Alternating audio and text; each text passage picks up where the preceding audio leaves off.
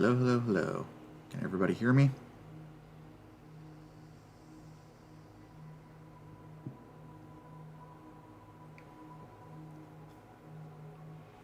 Okay, that looks good.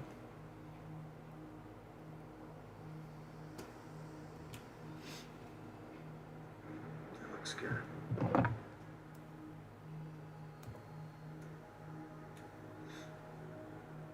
That looks good.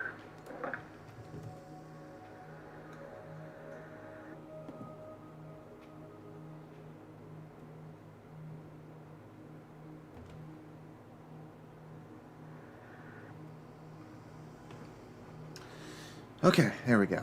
Much better.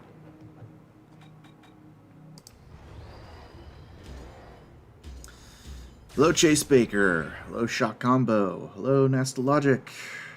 And Luke Danger. Welcome back. Or Gluesman.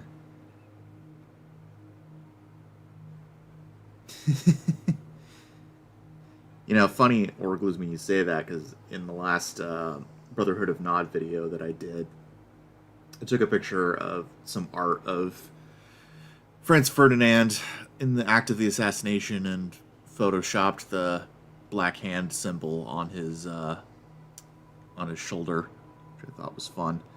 Alicia Earl, good to have you back. And welcome back, Ozzy. Let's not waste any time. So last time, it was a day after the 30th anniversary of the Command & Conquer series, which started back in September 26th of 1995. And on the last stream, we celebrated that 30th anniversary, as well as completed the GDI campaign of Tiberian Sun. So that was super fun.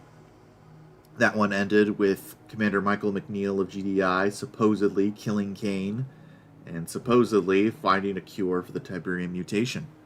So, good happy vibes all around. And we are going to go on to the expansion pack, Firestorm, eventually, to see where that story goes. But for now, we need to complete the Nod campaign, which technically isn't canon. It is a what-if campaign if Nod succeeded. However, I do believe that it is canon in a few ways. I've discussed this before, but I want to say it again just to be clear, because all of this will come up in lore videos in the future on my channel. I do believe that the first few missions of the Nod campaign are entirely canon, because it takes place before the GDI campaign does. There's no reason why it would contradict anything in the GDI campaign. I love that most Nod campaigns after Tiberian Dawn begin with Nod having to fight itself to reunite and bring itself back into the fold with all the splinter factions that usually come about after Kane supposedly quote-unquote dies.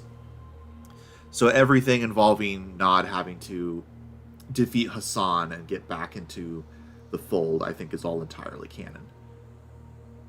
But after that, the only thing canon about the Nod campaign is that it is definitely what I think Kane wanted to do and what would do if we as McNeil didn't succeed. Yeah, Luke Danger, the world would be entirely doomed if Nod succeeded. It is a bold plan.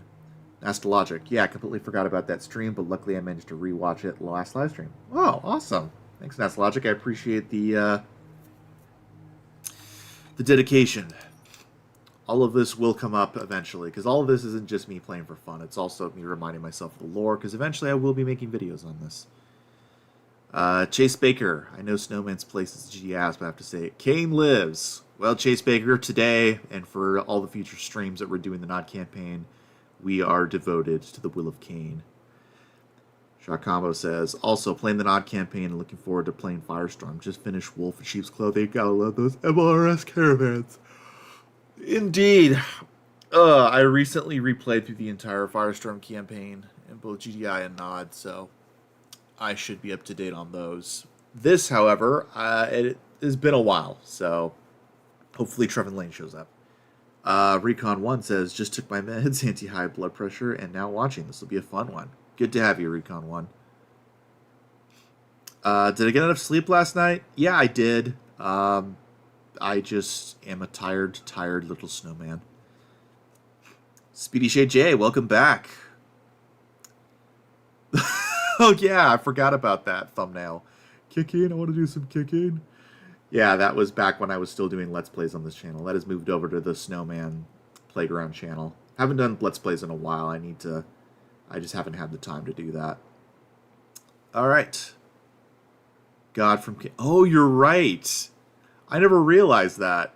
Deus Ex Cain technically translates to God from Cain. Normally it's supposed to be Deus Ex Machina, which is God from the Machine. Alicia Earl, a tired snowman only 3 months before his season? What have they done to the poor man? Life, Alicia Earl, life. But I'm seeing a light at the end of the tunnel. Things might be getting better, which is good. Alright, let's get started.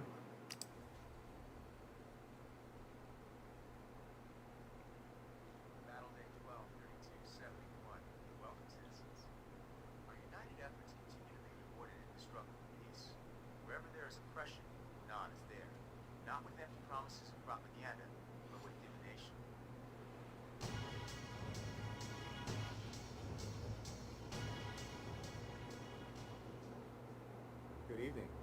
By permission of General Hassan himself, it is with great honor that we bring you the following live execution. One vision, one purpose. Exana? One vision, one purpose, Nature. I can tell from all the Birdcom traffic tonight that this termination is a special one. Yes, very special. I've been told the mixture this evening is 100% toxin and no sedative. If everything goes as planned, our trader should remain fully conscious to the painful end. We'll keep our fingers crossed. General Hassan has joined us. One vision, one purpose. Be seated. One death is not enough for endless life. For attempting to give our enemy our most vital secrets, the GDI spy should die 1,000 times. In the name of Cain. Sweet dreams.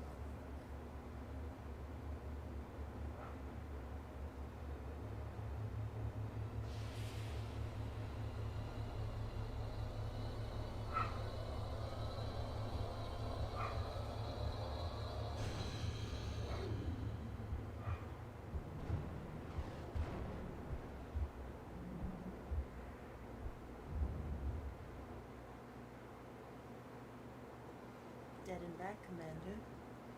Dead and back.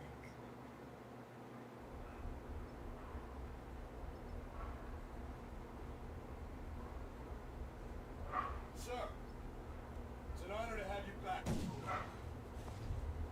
Traitor.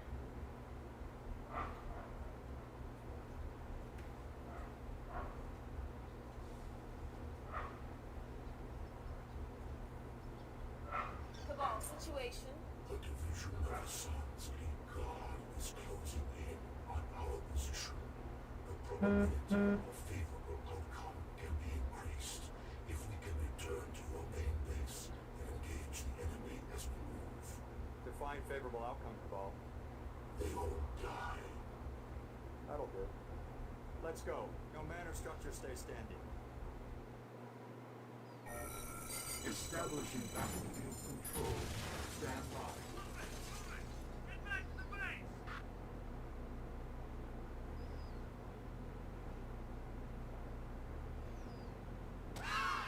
Unit lost.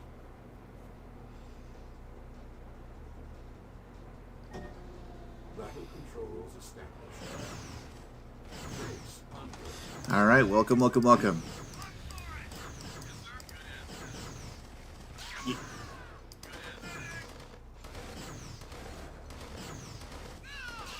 So I apologize for the quiet cutscenes. I have to keep this quiet because I had to get the levels for gameplay noise. And unfortunately, the cutscenes are a lot quieter than than anything else. So I just try not to talk, so if you want to turn it up during the cutscenes, you can. But unfortunately, that's just kind of the way it goes. Ah, shoot. So yeah, the blue guys are Hassan's forces. Construct more power plants.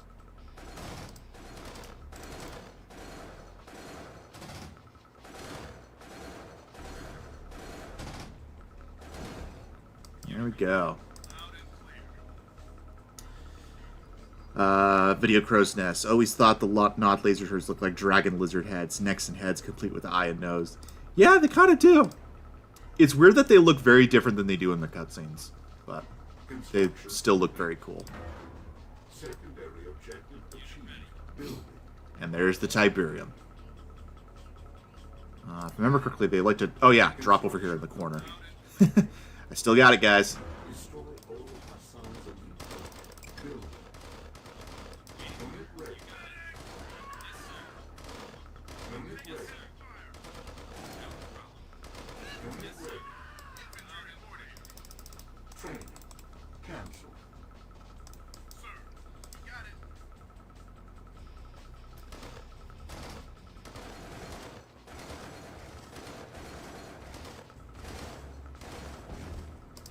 It's good to be back. Yeah, it's funny. So I can't remember who it was, but in the early days of me bringing back CNC to this channel, people were, I think it might have even been Luke Danger, was bringing attention to the fact of Nod's ideas of divination and sort of their goals for the world. And I realized that I never paid too much attention to Nod's theology and goals in this era of the Tiberium universe because, you know, this is one of the few Nod campaigns that is almost entirely not canon. And I never paid too much attention. I only played really to the gameplay. So it'll be interesting to watch this again and kind of just take a really close look at what Nod believes.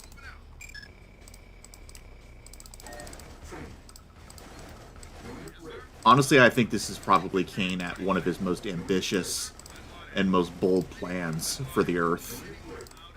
And as you guys said, Nod really has sort of an 80s techno sci-fi supervillain vibe in this one, which I really love.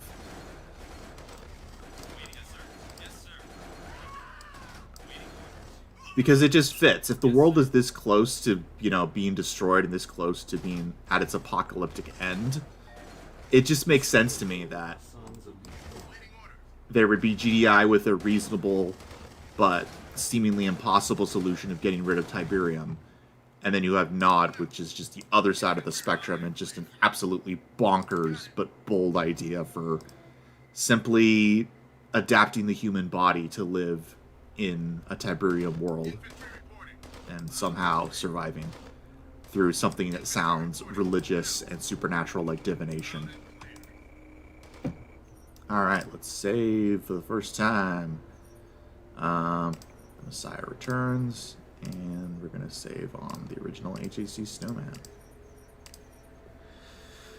Okay, what have you guys been saying? I think I missed something cool back up there from Nasta Logic. Yeah, I even made a renegade version of the Blossom Tree with clay, as well as green Tiberium crystals, Riparius, and Tiberium vinifera. Cool.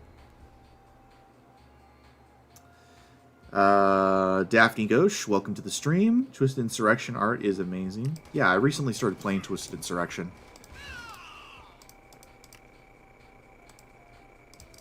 Oh gosh, I love the Egyptian music. Pharaotech is one of the best tracks in this entire game. Shock Combo says same. All I remember is I'm always fighting Nod rather than GDI. Yeah, I think that's another thing I really loved about the Nod campaign in this one is that, like, oh, I'm fighting Nod, a blue version of Nod, and it just makes it all the more special when you finally do fight GDI for the first time in this campaign. Alex Bisatse, welcome. Glad to have you back on the chat.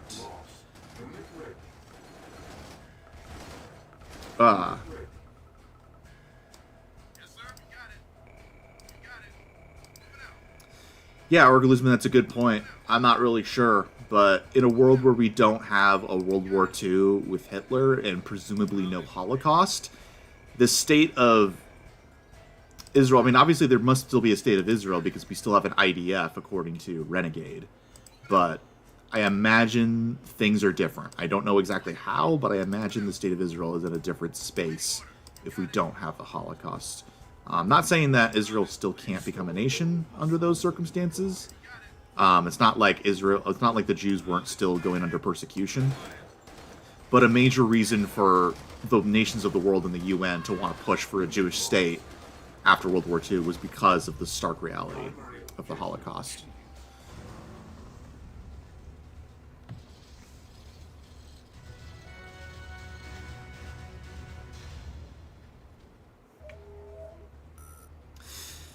Yeah, no, definitely. Love Ferrotech, Luke Danger. Next Logic says, those were just recently, but a while ago I made the Renegade Arsenal vehicles and various symbols with clay, which I think was 5 years ago, not really sure. That's super cool. Love that for Next Logic. I hope to get a lot more community involvement once I get to actually, my break is over and I start really making the Tiberian Dawn video. I really want to get more audience participation for that one. Chase Baker says, in my mind, the Nod campaign is canon all the way, with the Hammerfest mission being the point of divergence of the GDI canon. They retook the base before Nod could set up their ICBMs. Yeah, I think there is some contradiction, though, with the UFO, so I think the point of divergence might be a bit earlier, but I could be wrong. Or does Hammerfest come before the North America campaign? I can't remember what happens first in the Nod campaign. We'll see. Video Crow's Nest says, one can actually see how the laser turrets operate from the GDI Wolverine attack. They always target the thinnest spots of a vehicle, a la supersized cutting lasers. Yeah, super cool. Hey, Michael Grodel, welcome to the chat. Oh, Boldy 2. I don't think you've been on my streams before. Have you played Covert Revolution? I have not. What is that? Peace through power. Hey, Trevin Lane. Not hang out at the village on this mission. Hassan loves sending subterranean APCs. Good to have you, Trevin Lane. Alicia Earl says, just saying, man, you work so fast. All right, let's get started on the next mission. It's got to get quiet again.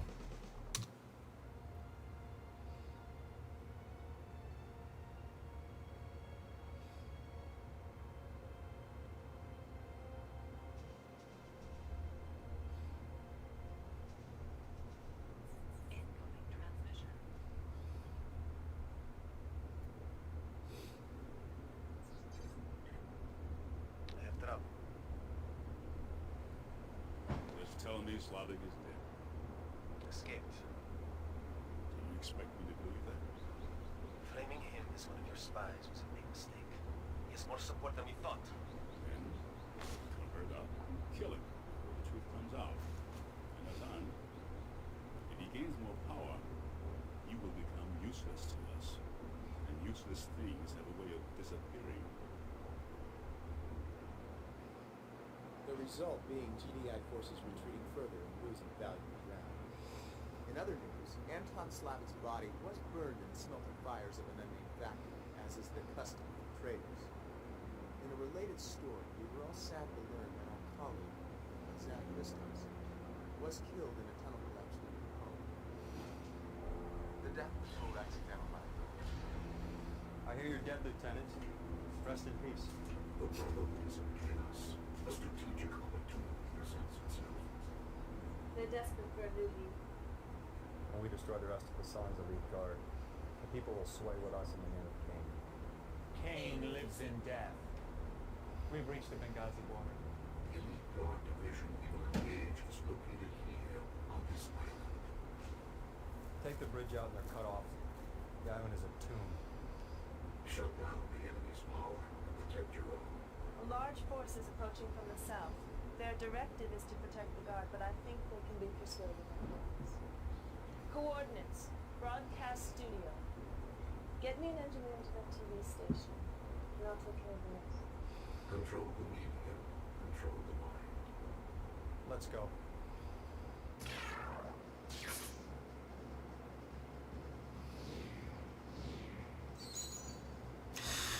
Okay, welcome back, everybody. I have a few questions in the chat I want to get to before we go to the next mission.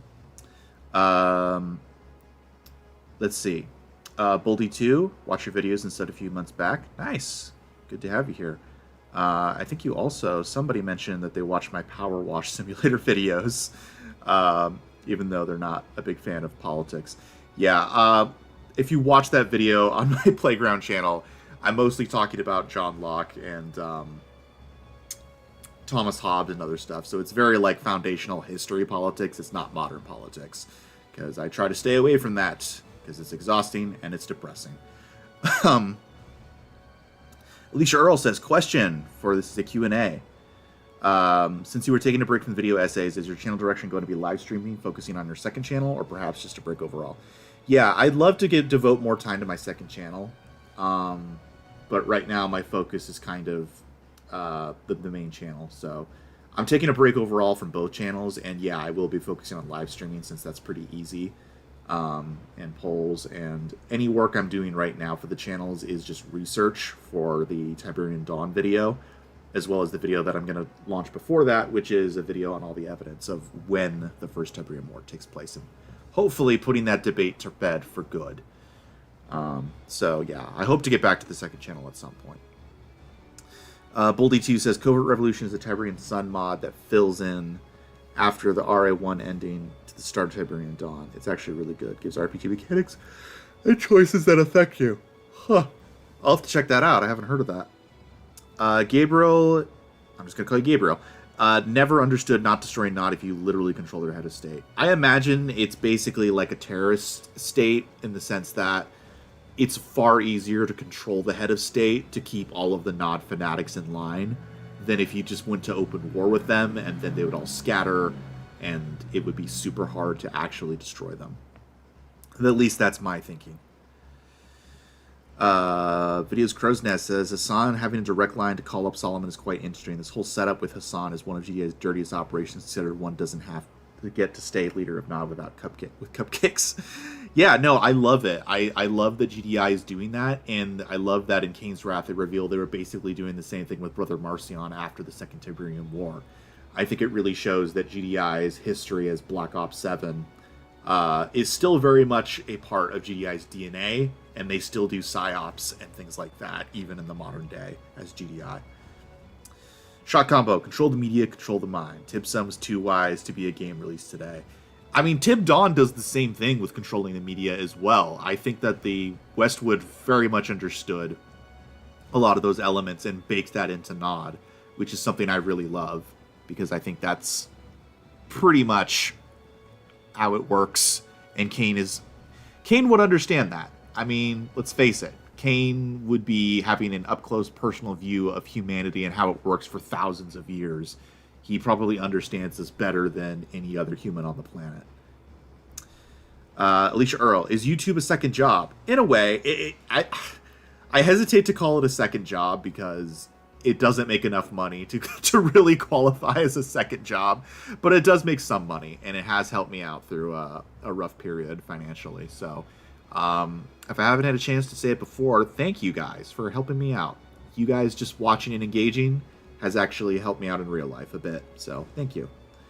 Speedy Sage J says, I got one. Where are you from? The N64? If you're talking about what do I typically play on? PC. I grew up as a PC kid. It wasn't until after college I got my first console, an Xbox. I later got a PlayStation and a Nintendo Switch. I did have a Nintendo Game Boy Advance back in the day, back in the GameCube days. So that is probably my exposure to Nintendo prior to after college. Or Glusman says, in a couple of missions you'll be going to Israel to fight not Hassan loyalists in Jordan and Syria, meaning Tib War 2 can be considered a continuation of the Israeli-Arab conflict. Perhaps it is, although I'm really not certain what the state of the Arabs and the Israelis and all of that would really be in this timeline, because everything has broken down. All the states have broken down.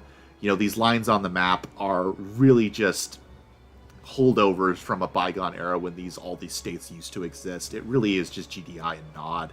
I'm not sure how much past old conflicts would even matter to people in this post-apocalyptic era.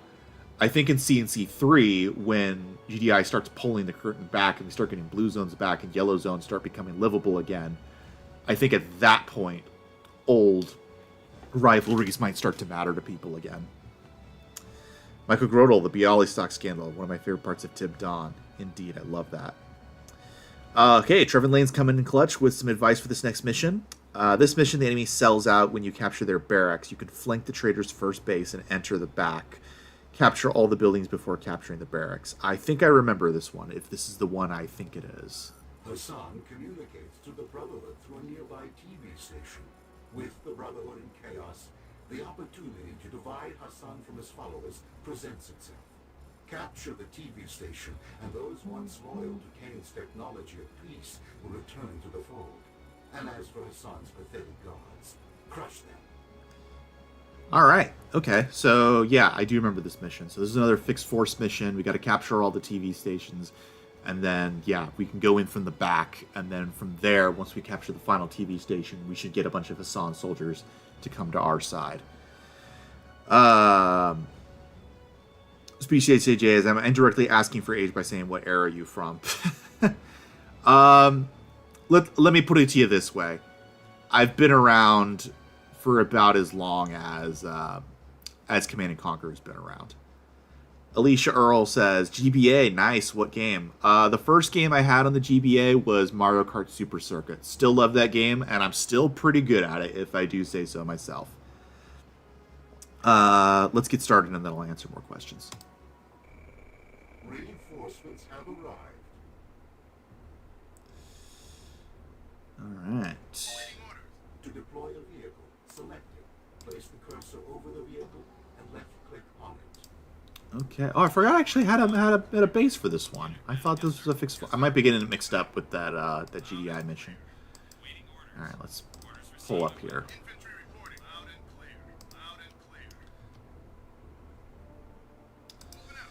Yeah, thank you, Trevor Lane. A lot of non-missions really favor doing flanks with infantry. Yeah, I remember when Joe Bostic was on the stream, he basically said that the design philosophy was they wanted GDI to be more vehicle focused and for Nod to be more infantry focused. That was sort of the guiding principle for their military doctrines.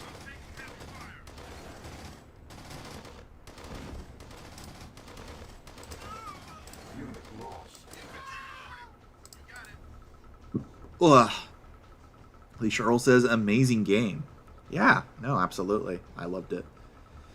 National Logic says, and to this day, I still don't understand, like, is Red Alert 1 a prequel to Tiberian Dawn or something else because of the Nod light tank and the GDI medium tank and the Allies and the King Soviets? Yeah, no, originally it was meant to be a prequel to Tiberian Dawn. And then eventually a separate team that was created when Westwood was bought out by EA made Red Alert 2, and so it became its own sub-universe. But originally it was supposed to be just a prequel to the Tiberium universe. So nowadays the community kind of considers Red Alert 1 to be both. It's both a prequel to the Tiberian Dawn, and it's a prequel to Red Alert 2. But certainly at the time that the first Red Alert was made, it was wholly intended to be a prequel, so that's generally how I view it. Since this channel mostly focuses on the Tiberium universe, so I try to look at it from that point of view. I might get into Red Alert at some point. I just don't think the lore is as interesting or there's enough to theorize and figure out. Because that's what I really like to do, is figure out the mysteries of the Tiberium universe and try to put some things to bed. Or at the very least open up discussion so we can all figure things out together.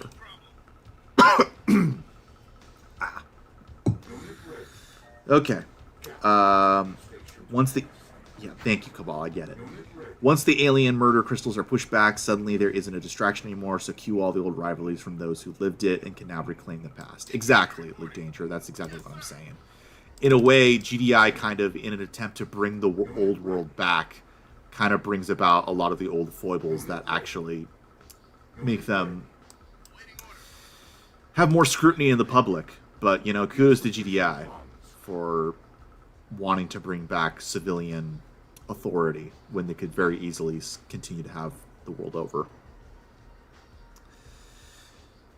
Burrowing flame tanks, the technology of peace. Always found it funny how some of the more zealous Noddies believe their end goals bring peace through power when their arsenal is Nod. Good point, Video Crow's Nest. Good point. But I imagine in their eyes they view themselves as being defiant rebels against GDI tyranny. When you're absolutely certain that you're the good guys and that the enemy is irredeemably evil, it's very easy to justify a lot of atrocities. In my mind, it's not a good thing to look at things black and white as far as humans, because humans are complicated and flawed. I would say inherently.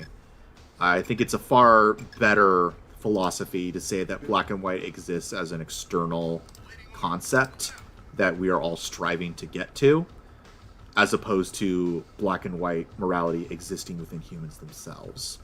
It's a bit of a pedantic difference, but I think that that protects against radicalism and extremism in our beliefs, at least personally.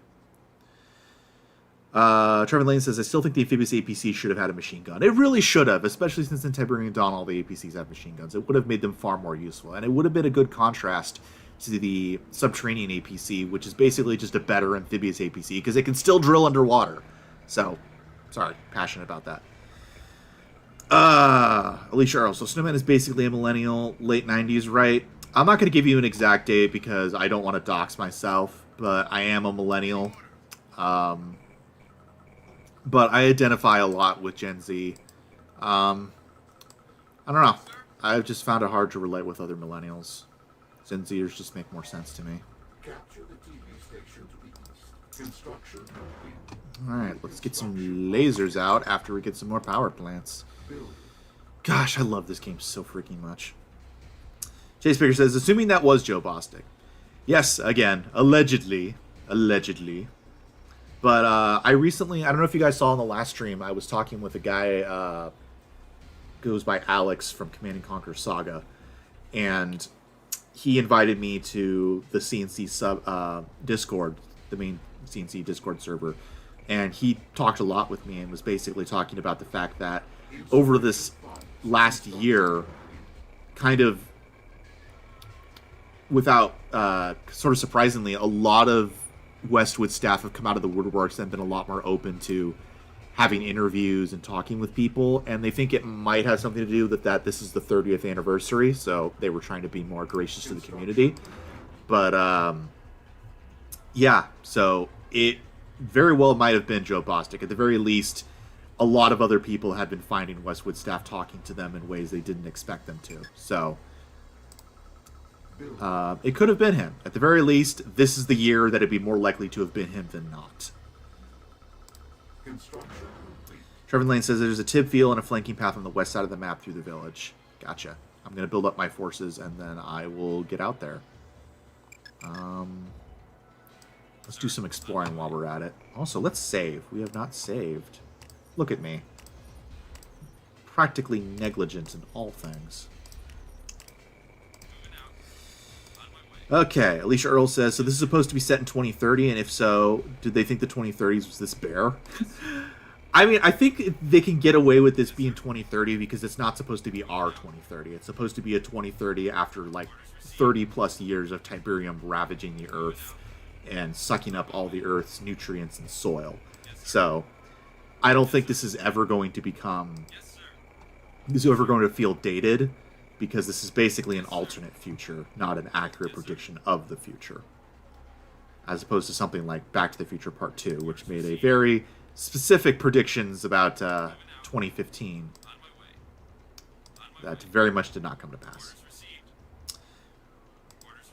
Sen says, also, probably a lot of NDAs would run out by now. You know, that's what the D-Train said. He was saying maybe the NDAs have run out. Oh my gosh, BCJ made an actual reference to Back to the Future Part 2. I was just... Oh, what a coincidence. I didn't see that at the time. Alright, let's go. Nastologic. Fun fact, I just found out recently that on August 12, 1998, EA bought the Westwood Studios with $122.5 million while developing Tiberian Sun, and they wanted it out now.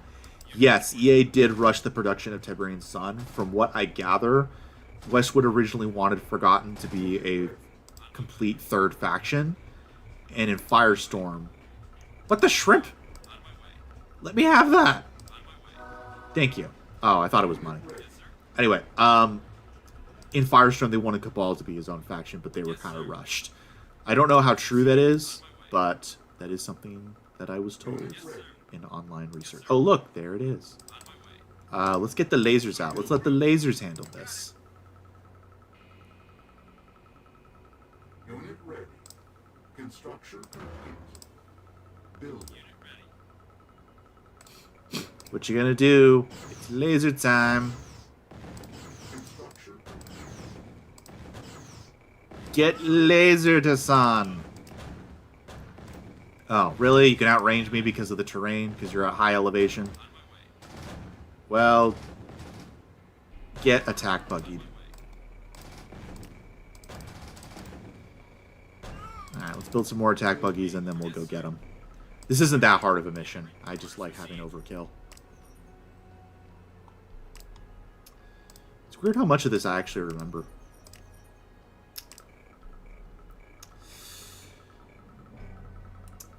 Okay. Terminally says, this mission I usually use massed infantry with some buggies to act as scout and QRF. Good point. National Logic says, so barely a year after the August 27th, 1999 Tiberian Sun game came out, Rush, Buggy, Unbalanced, and Legendary, just like Dr. White said in his own video game. Very accurate. It was actually really trippy when Dr. White commented on my Tiberian Sun video and was like, hey, good job, glad to see somebody else in the CNC space, or he said something like that, and I was completely starstruck because I was like, oh my gosh, Dr. White commented on my video. Bring some engineers too, just in case. Good point. Disassociated personality, welcome to the chat. Alicia Earl, it is a dystopian view, so I shouldn't compare. Yeah, for sure.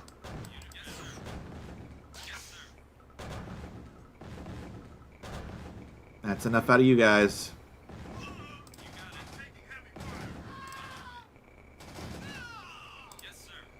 Alright, I think we have enough.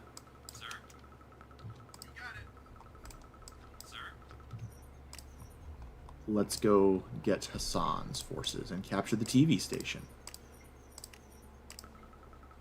Construction complete. And we'll build some more forces here. Also, we're going to need engineers. Disassociated personality. I have a question, and this bothers me. So you all remember the Black Hands was a secret organization with a personal guard of Nod, and Tipson, Black Hands was owned by Anton Slavic. So who actually owns the Black Hand? So from what I gather, there's a lot of different statements. In Renegade, it mentions that General Ravachol created the Black Hand, but then there's a lot of implication that the Black Hand existed beforehand with its connections to Sarajevo. And in CNC 3, they straight up say that the Black Hand had been around forever. So I'm not really sure. I don't really want to take Renegade as canon there because I know that was a different team working kind of separately while the main Westwood team was working on other stuff. But I don't really know. I know the Black Hand used to be the personal guard of Nod, but then they were expanded to become what they are later. And it really wasn't until Tiberian Sun and specifically Firestorm that the Black Hand was kind of revealed and wasn't a secret organization anymore. So by the time we get to Keen's Wrath, Marcion is openly operating with his new Black Hand. And it's not really a secret organization anymore. At least not to the extent that it was before. Yes, I do like to say what's the shrimp.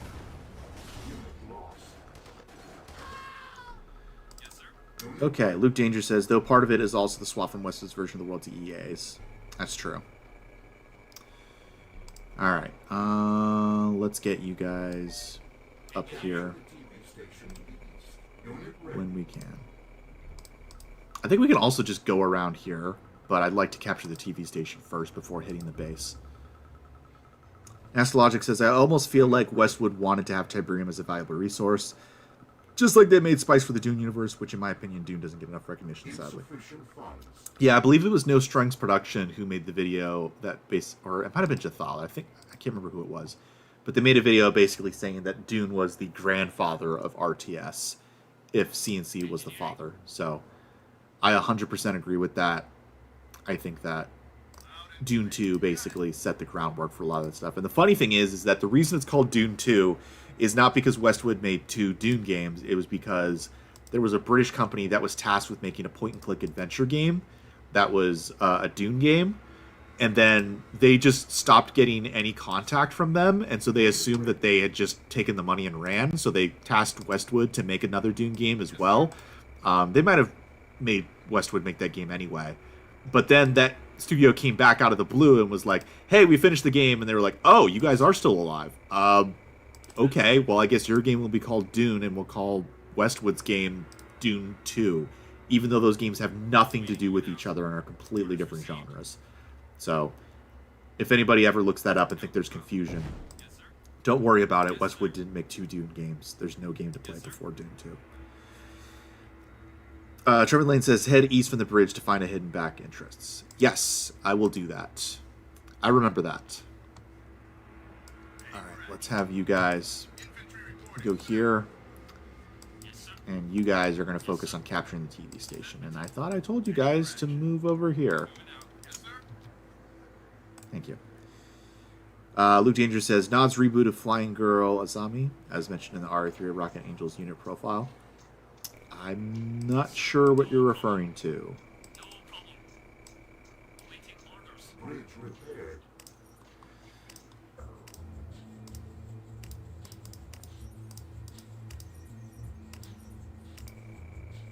When you capture the TV station, you get a bunch of troops in Hassan's base. Yes, I do remember that. We have been touched by the spirit of King.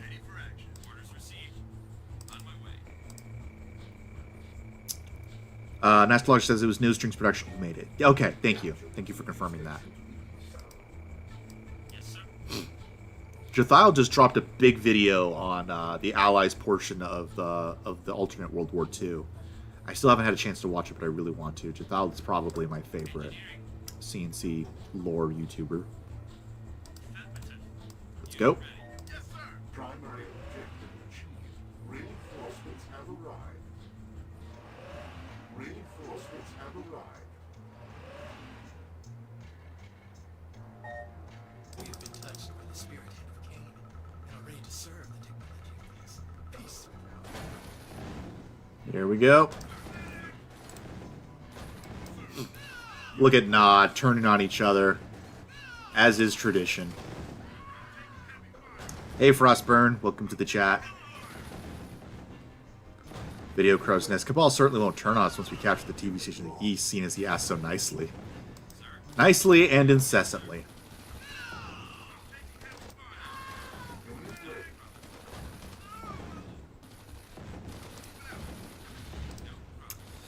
Nastologic. I think Dune 2 is often regarded as the first RTS game, just like Wolfenstein 3D is regarded as the first first-person shooter game. Both came out in 1992, though I don't know if it's true. No, absolutely. I know there are other games that people argue count better as the first RTS, like Herzog's Way for, I believe, one of the Sega consoles. At that point, I would say Herzog's Way is the zygote of the RTS genre. It's so different, and it's like the very barest hints of an RTS. You're starting to, if you squint, you're like, oh yeah, I can see what that's going to become. Dune 2, I think, was the first true RTS, is what we would think of it as. And then I would actually say the father of RTS is a shared title between Blizzard's Warcraft, Orcs and Humans, and the original Command & Conquer. Since I believe Warcraft did come out before Command & Conquer in 1995. What are you doing, buddy? Thank you. Yeah, and I don't mind them selling everything. I really don't care. Let's just go get them. Michael Rodel says, I will pay handsome money to Elon Musk to get him to rename Grok to Cabal. Oh, no, no, no, no, no, no, no. Grok is nowhere near the capabilities of Cabal, or even what I would say Ava. Like, a lot of the AI we have now, I would say, is nowhere near most AI in fiction. I think it's closer to Ava, because Ava is not truly self-aware.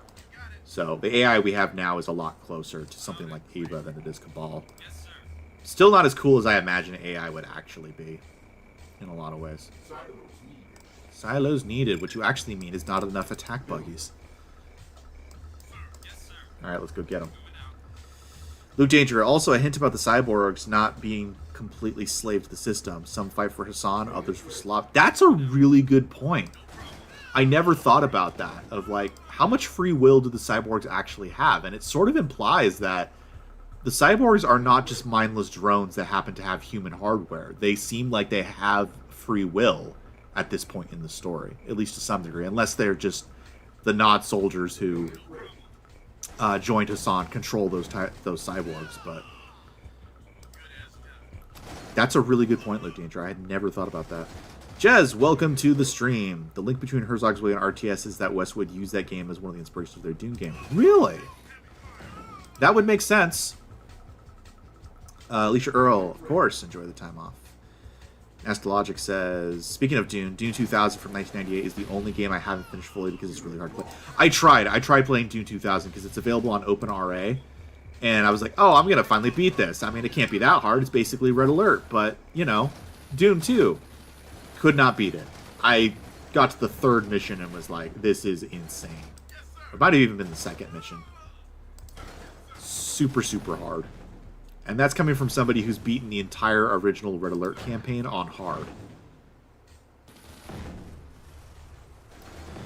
AI in reality can't even draw hands. I know, right? Sen says, the funny thing is, that game that we know as TNC only happened because Westwood got to know Blizzard was working on Warcraft. Otherwise, Westwood would have done an RTS like Warcraft. That's a really good point. I believe it was Joe Bostic who wanted to do a fantasy RTS, and it was Brett Sperry, I believe, who convinced him to do a modern warfare game, which eventually became Tiberian Dawn. Which is one of the reasons why I feel like Generals is a spiritual successor to Tiberian Dawn, probably even more than Tiberian Sun is. Secondary objective achieved.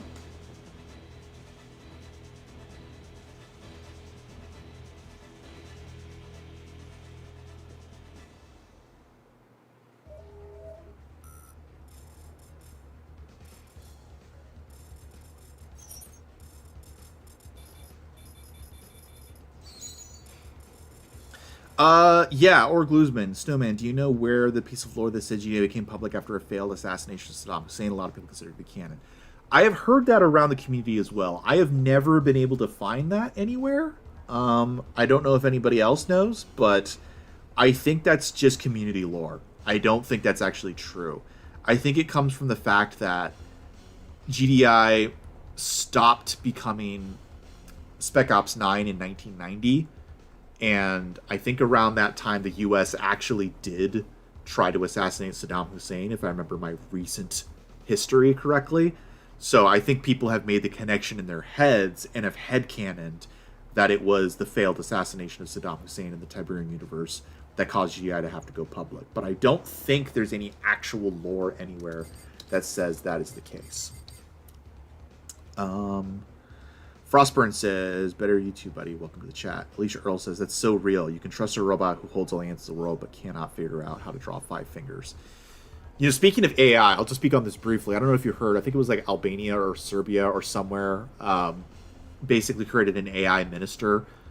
It's not actually a minister because that's an elected position. It's a basically the equivalent of a cabinet member, but it's supposed to be like a place where people online can go to the website and get answers and stuff, and the AI will answer them, and it looks like a real person.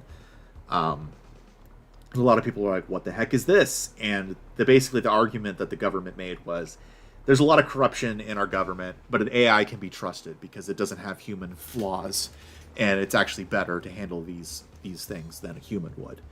And that very concept of people thinking, oh, an AI is better than a human because it doesn't have human flaws, just sounds awful to me, because AI does not exist in a vacuum, especially our AI in the real world. It actually trains itself on human data. It's like Cabal. I touched on this on my Cabal video essay.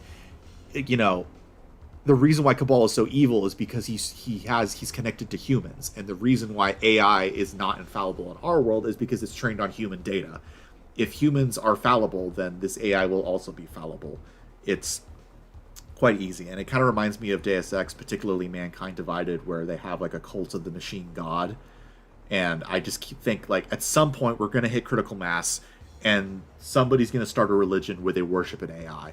And they're going to say it because of very similar arguments of like, well, an AI doesn't have human fallibility, so it's more moral than a human. And I guarantee you we're going to start having AI cults if we don't already have them. Or Glusman says, a YouTuber who makes videos about video games after he made a video game about Tib's son. Wait a minute. You tell me that I can make a job out of covering my favorite video game series? No, you can't, Or Glusman. I do not make very much money off this channel. Certainly not enough to live off of. Like, it will maybe cover gas once a month. Maybe, if I'm lucky. I don't make a lot of money off this. Do not quit your day job. Nastalogic says, even then, it's really difficult because you fight 2 or 3 houses at the same time, or 4. Yeah, no, Dune 2 is insane. Michael Rodel says, I think it was Albania. Yes, it was Albania. Sen says, speaking of generals, Germany banned the game for like 10 years for public advertisement on the sell shelves because the original, quote, glorification of war is a reason to excel. Yeah, I think Generals actually got a, like, modded version that they sold there where they replaced all the terrorists with robots. It was really weird. Luke Danger says, yeah, whose flaws built the AI in the first place? Exactly. People. You can teach AI that 2 + 2 = 5. Yeah, that's the other thing, is AI is too easily controlled. Like in fiction, the crazy thing is like, oh no, AI could get out of human control. I think the fear for AI in our world is that it's too easily controlled by corporate entities, government figures, and whoever else is running the world behind the scenes. I don't know. I'm not a conspiracy theorist. Maybe I should be. I don't know. Or Guzman says an AI running the government was an Isaac Asimov thing. That's right. In iRobot, which I still haven't finished, but I really want to. Panzer1509. Oh, welcome to the chat, Panzer. Did you know the surveillance system in China is called Skynet? Are you serious? Unironically? Luke Danger. That or they go full Killer BB versus Dr. Draken. If we are perfect, why do we follow one who is not perfect? Did you just... Luke Danger, did you just make a Kim Possible reference in my live stream? I freaking love that show. Frostburn, an AI can make essay for you with more typos than a grade schooler. All right. Let's get started on the next one. Reliable sources on board the orbiting Philadelphia have confirmed that GDI scientists working on biological weapons intended for innocent civilians released a deadly virus into them.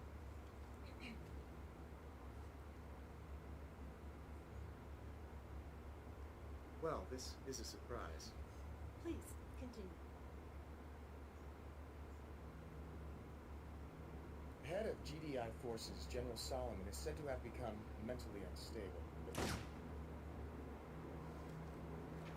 In other news, General Hassan's weak and impotent rule was overthrown today, when forces within the Brotherhood rose up to unite Nod under a new leader, Anton Slavik, rescued from death by the speared hand of Cain, has been vindicated of all crimes against the state. He steps forward now to lead us. Follow him as you would follow Cain. It's time to finish your son. Kylo, build and protect your base, then take the would-be Pharaoh. Take the would-be Pharaoh. Ugh. Real quick, Orguzman says, do you like the Total War series Snowman?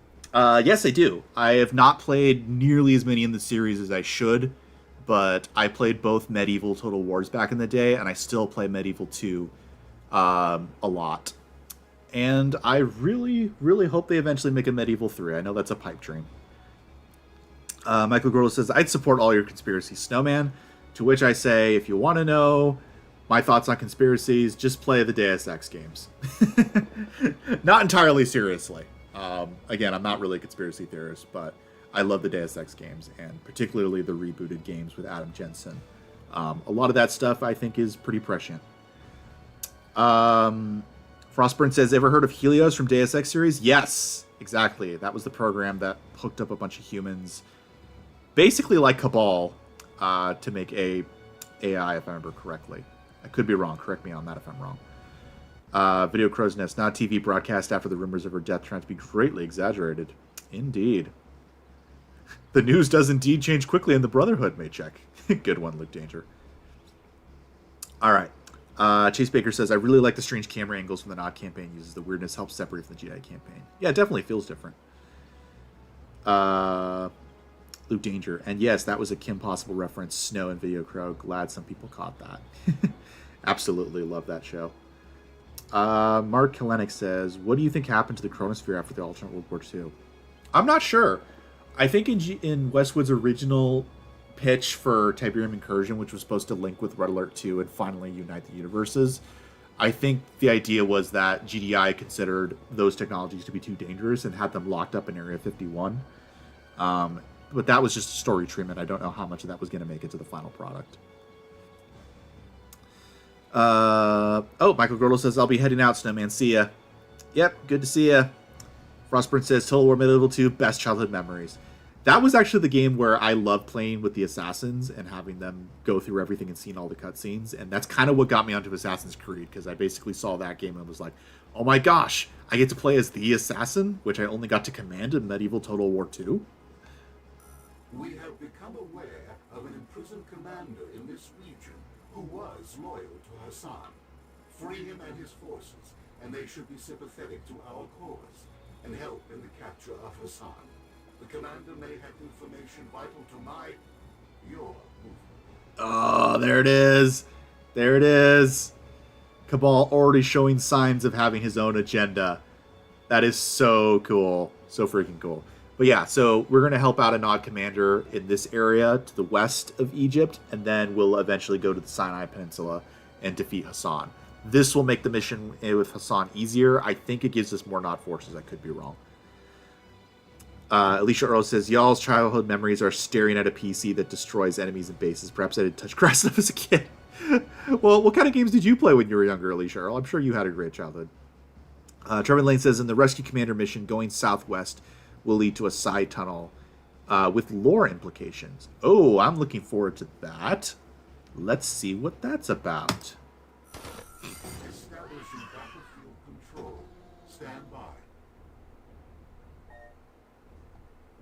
Okay. Southwest. All right, let's go southwest first. Also, let's save it there. And let's go to the Snowman. All right. Luke Danger says, and yes, it does give you extra units in the main mission if you do this one. Awesome. Alicia Earl says, I was a total Nintendo nerd. Could name anything asked. Really? What was your first Nintendo console or handheld? Ooh, that's a GDI soldier. And that is an Orca bomber.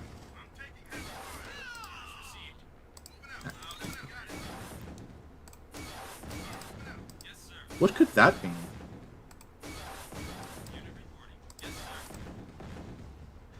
Luke Danger, I think he means the Orca bomber after you save the pilot. Oh, what did he blow up? I missed that. I'm sorry. Dang it. Should I load back? Let's load back. I don't want to miss that.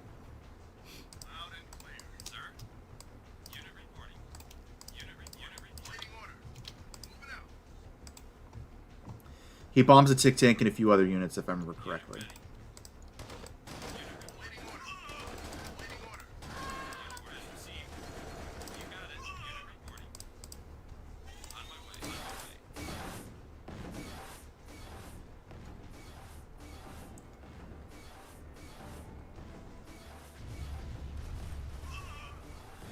Yeah.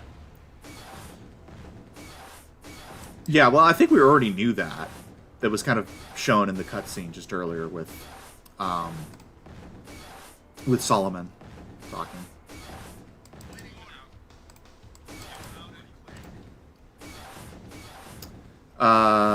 Luke Danger says he bombs a tick tank. Alex Pisadze says, I played a GURPS campaign with Assassin's Creed there. It quickly became a Corporal Wars from Cyberpunks, but in Renaissance. That makes sense. There was a lot of crazy, like, proto-corporation stuff going on in Italy during the Renaissance era with the Medicis and, all the other families. So, Italian Renaissance era is really kind of a crazy era.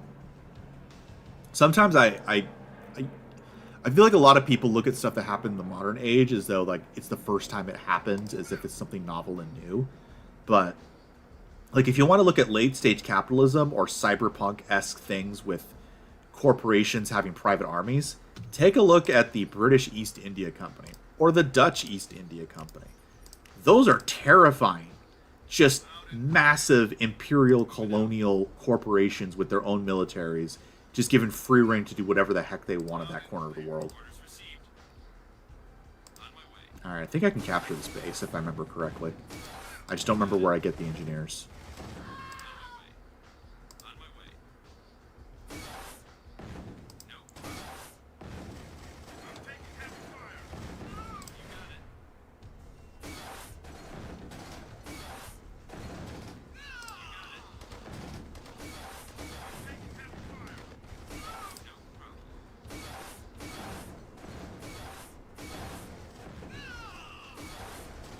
Oh, they're inside the trucks.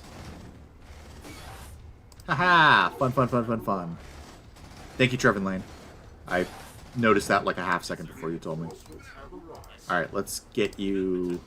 How many do we have? Oh my gosh, it's like a clown car. Alright, let's get one of you guys in here, and then one of you guys in here as soon as the harvester comes back, and then we'll get the silo as well. And we should be good too. That's a glitch. Glitchy, glitchy, glitchy. What's over here? Okay, let's save to make sure we get this right.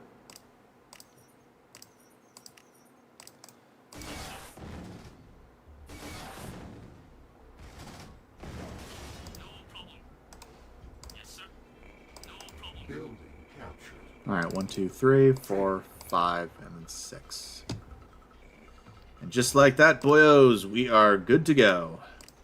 This is what I like. Fixed force missions where you still have an opportunity to get a base if you're good enough at the game. Muwada, nice static nod base there. Thank you. Welcome to the chat. So, yeah, just to give you an update of what I've been doing. I've been going through a lot of research to try and figure out everything I can about what developers were thinking about when the First Tiberium War would have been from like interviews, and I found obviously the Gama Sutra article that everybody talks about. There's another interview with Brett Sperry around that time as well, both of them saying that they thought the First Tiberian War took place in the late 90s. And then I also found Alex from CNC Saga on the Discord put me in touch with a article from PC Gamer from back in, I believe, 1999, where it's an interview with Lewis Castle, another co-founder of Westwood, who specifically is mentioning that we're in the early stages of doing Renegade development, and says, yeah, we want it to take place, we want to show the divination, or not the divination, the Regenesis project as being something that Havoc destroys, and that sets back the Cyborg program for another 30 years. So, at this point, I'm trying to find everything. I even found, tried to get in contact with the people that wrote the Renegade manual and try to get a hold of them. I basically sent out an email and was like, hey, I don't know if you still like talking about Command & Conquer, but I'd love to talk about it. If not, no worries, but thank you for my childhood, essentially. They never answered back, so I assume they just don't want to talk about it. I knew it was a long shot, but I was hoping to get something directly from them. But everything I found in my research seems to imply that unless it was a very, very late stage retcon, it seems like the 2020 date in the CNC Renegade manual was a mistake. At least that's what I'm leaning towards now. I'm still doing research. Trevor Lane says that bridge bypasses all of Hassan's defenses. Good, good, good. And that is what I will do. I need to build up a lot of infantry, though, so. I guess these are Hassan civilians, so I'm allowed to kill them.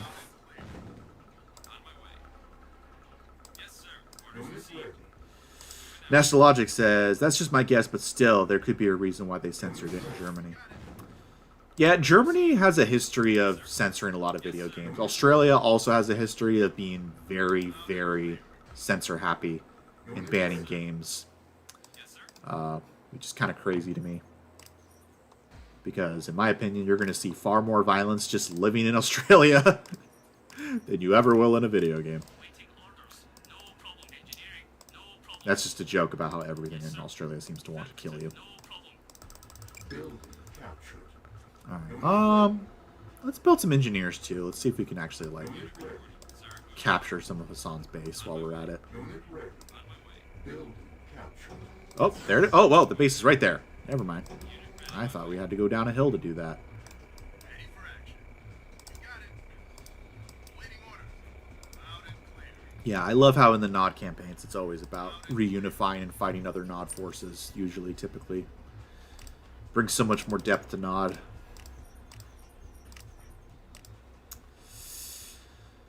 Luke Danger says, and your men seem eager to get started on purging the Brotherhood of Nods, Hassan's followers, indeed. Alicia Earl says, it's not funny if you have to explain the joke. Is that a reference to something? Chase Baker, Snowman, if Tipson allowed the player to build light posts with the faction color, would you build one enough to cover the entire base? I would cover the base. Oh, absolutely. Red lights everywhere. Gotta have that, atmosphere. That's half of what wins a battle, is style and atmosphere. Sen says, Nostalgic, they did it because Germany and war games were a special topic. A special anything too close to real-life war can easily come close to promoting glorifying war. Yeah. I remember watching, I can't remember who it was, but it was, oh, okay. Some YouTube channel I was following, I think it was a history YouTube channel or something, was saying that basically any war movie, regardless of its content or tone, glorifies war. I don't know. I grew up watching a lot of war movies and a lot of, like, movies about warriors. Movies like Gladiator, We Were Soldiers, Braveheart, stuff like that. While I think it's important not to glorify war, I think it's also important that culture has stories of heroes and selfless sacrifice. I think that's really healthy for a culture to have those stories. Because the reality is, as long as there are humans, we are never going to fully get rid of war. And I think as long as we have war, we should at least be extolling the virtues of when you do inevitably have to go to war, this is how one should conduct himself, and these are the virtuous qualities. I think that's healthy for a culture. I think it was C.S. Lewis who said that since children will inevitably have to face, dragons and evil in the world, let them at least have heard of noble knights and of the triumph of good over evil. I'm paraphrasing. It's something like that, but war is inevitable. We shouldn't glorify it, but we should at least glorify the goodness that can spring from such horror.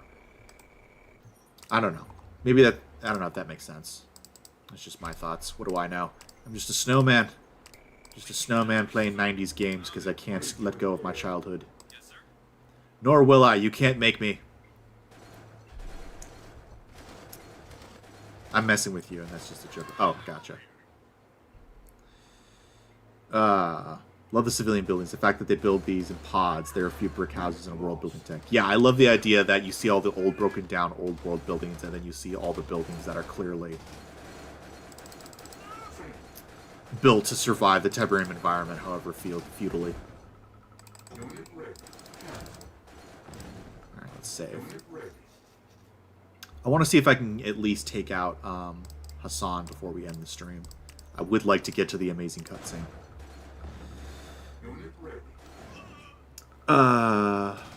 Nostalgia says, it's basically as hard as convincing a German developers to make a Wolfenstein game with those symbols that shall not be named, which leaving those aspects made the franchise we know today.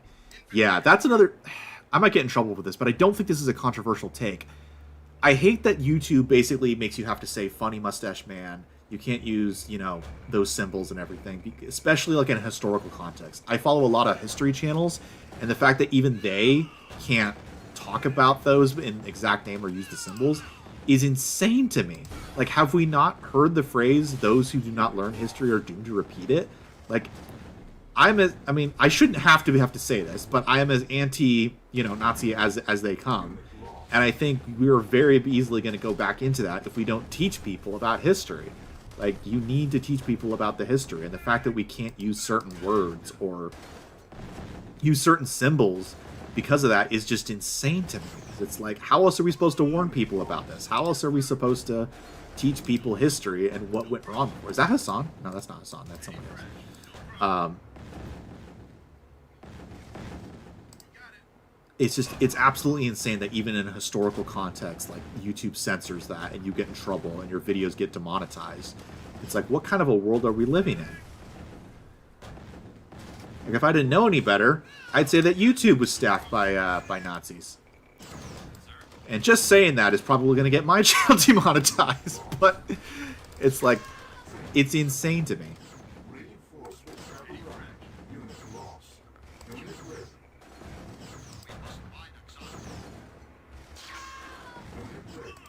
Oh, I need to get you out of here. You can't die. You can't die. You can't die. You can't die.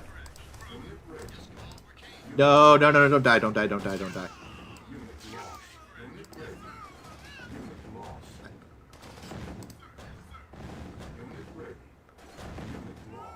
Yeah, get out of here. Get out of here. Just go. Just go. Just go. We'll come back with a second attack.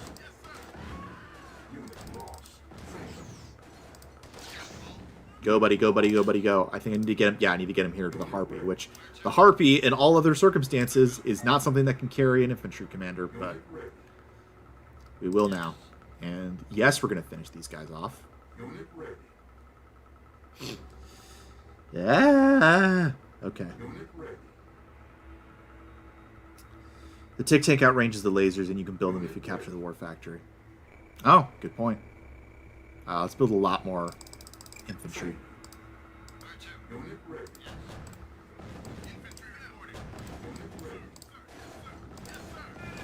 No, no, no, no, no, no, no, no, no, no, no, no, no. Self-censoring making us dumber. Agreed, Romanov. Alicia Earl says exactly. People know for history.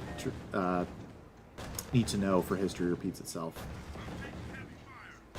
I heard somebody say, one of my favorite history channels, that history doesn't necessarily repeat itself, but it does rhyme. I still use the term history repeating itself because that's just cultural shorthand that people understand. But if you want to be precise, yeah, I do believe that history tends to run in patterns because humans functionally have a very similar nature and tend to do the same things. Alright, let's make more of these, and then we're going to go get them.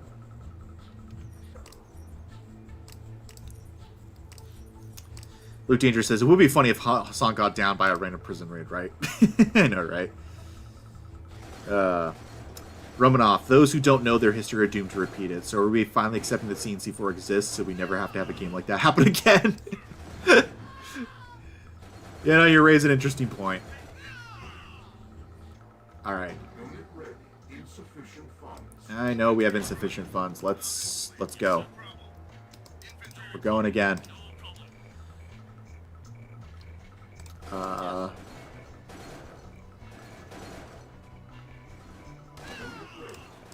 Oh shoot! What? Why do they have buggies?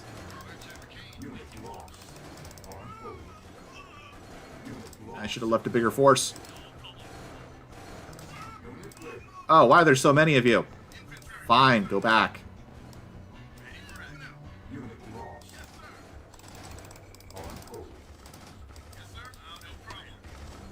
I have to load back.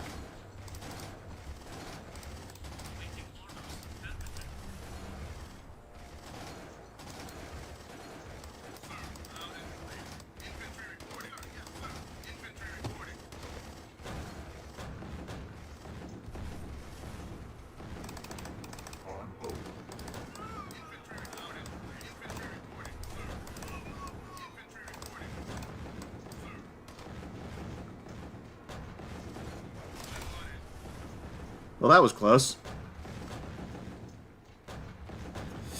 Nastologic says, and yet in schools and history lessons, World War II is my favorite topic to talk about for some reason. Well, I mean, it's probably the most consequential conflict in the 20th century, so I can see why. And a lot of people are fascinated with World War II. Luke Danger, the buggies and Tic Tanks are probably coming from the war factory. Make your priority. What? Oh no! Ah! Gosh dang it!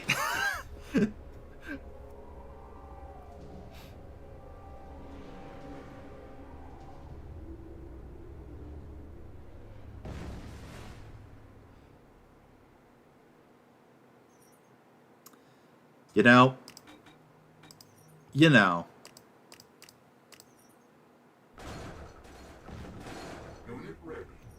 You know, Yes, Cabal. Ready for action. let's just go. Let's just go. Where to, Will? I'm over this. Infantry reporting. Got it. Unit ready. But hey, at least you got to see that cutscene. Ready for action. I always love it in like Tiberian Dawn and Sun where they do show like a hawk or a scorpion in the actual cutscene. Unit lost.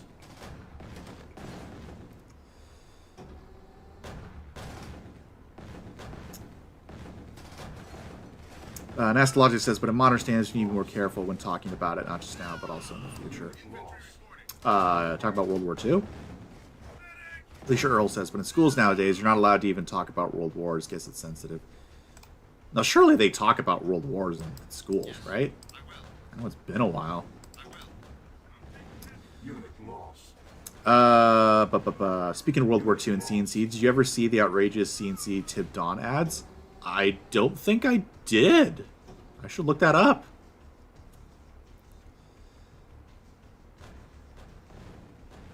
Bit of Crow's Nest. I'm very sure that isn't the case, at least for Hour 12. Yeah. I was going to say, I'm pretty sure they absolutely teach on World War II, or the World Wars. It's just YouTube. YouTube is where all the censorship is happening.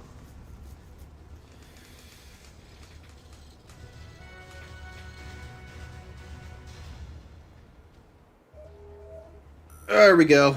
Okay, so I think we have time for the mission where we defeat Hassan, and then we can see the amazing cutscene, and then we'll end the stream there. In the name of Cain! I don't know. You can give it a shot. You can try and send the links in there.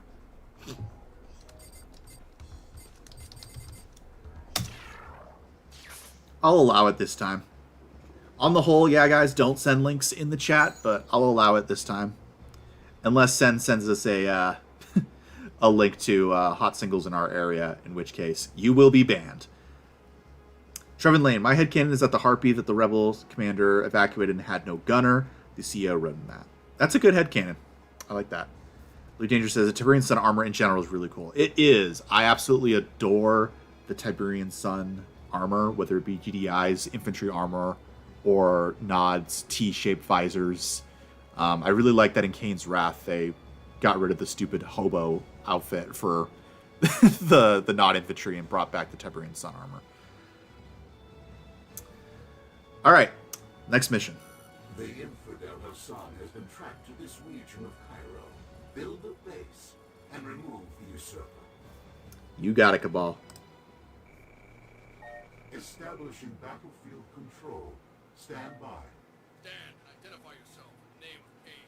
Infantry reporting. Sound the alarm! Slavic forces are here! Oh, gosh. That voice line has been in my head for years. Moving out. Good as done. Good as done. Also, I can't remember who it was, but I think it might have been Luke Danger, but somebody in my chat mentioned that they have a headcanon that Hassan was the Nod commander in the First Tiberium War in canon, and I really like that idea. I don't think there's any evidence to support that, but that is such a fun headcanon. Speaking of Luke Danger, he says, to be honest, I don't mind the hobo look for the militants for what they're meant to be. It's just that Nod professional army was then otherwise conspicuously absent as a contrast for the haves and Nod. Yeah, it does make sense in lore. I so much prefer how Nod looks in Tiberian Sun.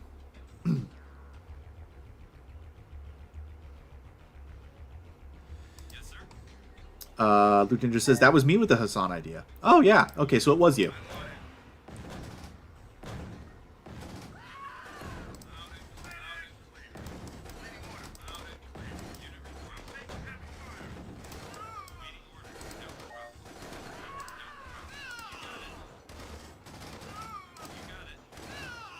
Reinforcements have arrived. Reinforcements Yes. Let's go. Reinforcements have arrived. Money, money, money. Good. I didn't want that bridge anyway. I'll repair it when I feel like it. Hassan.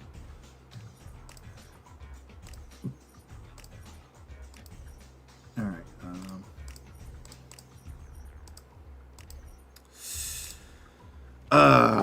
Video Crow's Nest says, so seeing as Kane built his pyramid elsewhere, I wonder whatever happened to Hassan's one in this mission.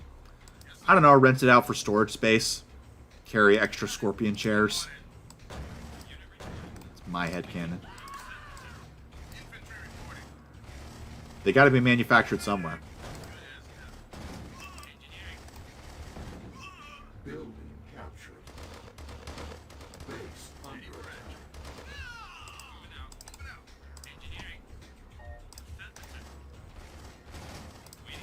Yeah, get you up here. Yeah, where's the Tiberium?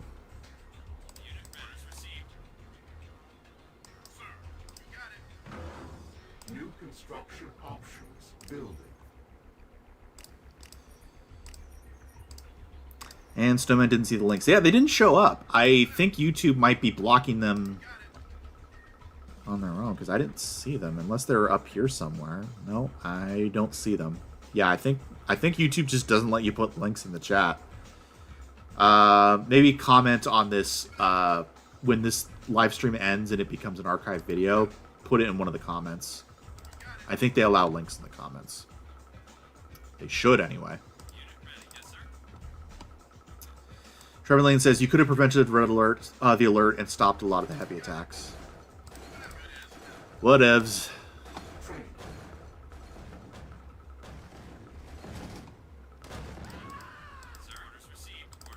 Construction complete. Oh, there's the Tiberium.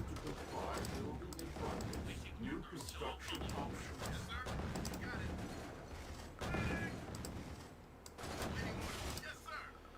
Pharaoh-tech.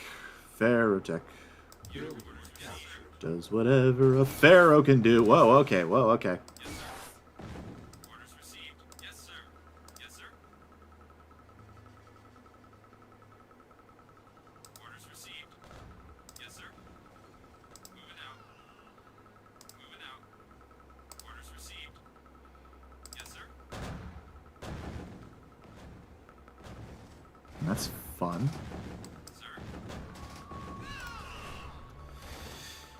Okay. Southwest of you is the Tib Field. Thanks, Trevin Lane.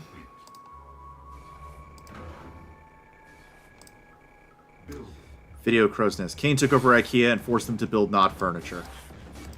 Yeah, I always wonder, like, not everybody can be, you know, an amazing Nod warrior on the front lines. I gotta imagine somebody's out there making the furniture. Somebody's out there, you know, in the factories building stuff. And what the heck are you guys doing here? Can you not? Can you not?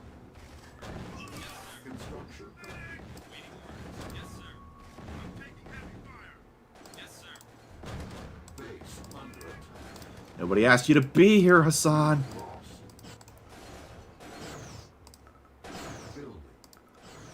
Alright. I got a sizable force. Let's see what we can find. Okay, what do we got here? Luke Danger says, Romanov, I've toyed with modding Kane's rat to a similar end. Whoa, what's up here?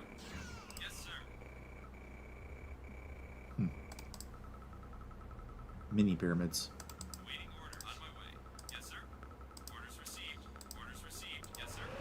Oh, hello. Oh, there's the base. Okay, oh, okay, well, found it. This looks easier to capture. We're going to go east first. Luke Danger says, the idea I went with was Tiberium War's mutants, then the cadre infantry as a rifle squad with a single missile soldier to represent the professional soldiers, not the... That's a good idea. I like that. New construction options. Building. Alicia Earl, I don't want to fight you. I'd rather mop the ocean. Yeah, that started on the Super Challenge Bros channel. Which, that was actually a joke I got from my fiance. Not that I think that she coined it, but that was the first place I heard it from.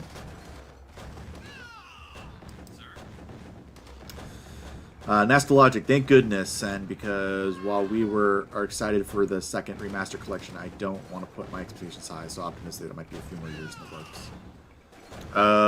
Why? What did he say? The first remaster is the first time seeing Saber Alert was without censorship in Germany. Oh, wow. Dang. Construction complete. I did not realize that. Alright, let's build more power. Building. And we have tick tanks, guys. Training. We have the tick tanks. Crow's Nest says, not food core. Green is the color of today's soup. Unit ready. Alright, let's... Building. Might have to build another refinery. Always running out of money. Sir, on my way. Yes, sir. Yes, sir. Yes, sir. Chase Baker says, those less than combat capable nod followers build a chair, participate in Kane's new divination program. Pretty much. Whoa! There's a whole other base over here. On my way. No problem. Ah, no, don't do that. Received. Yes, sir.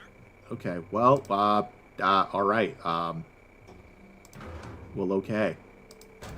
Can you guys... Thank you, please stop them. Construction complete. Building. Okay, Construction complete. Building. let's build some laser defenses here, and then we'll try to attack them from here, because the tick tank seems easier to beat than Construction. the laser, and then we'll... Unit lost. Construction complete. Building. And then we'll come at him with more engineers. Why not? Construction complete. Okay. More power. Building. Infantry reporting. Loud and clear. Alicia Earl, have you two made a wedding date yet? What you waiting on? Winter. Construction complete. I gotta get my life together, is what I gotta do, Alicia. So we're gonna have a long engagement. But don't worry, we'll tie the knot. She'll officially become Mrs. Snowman. Construction complete.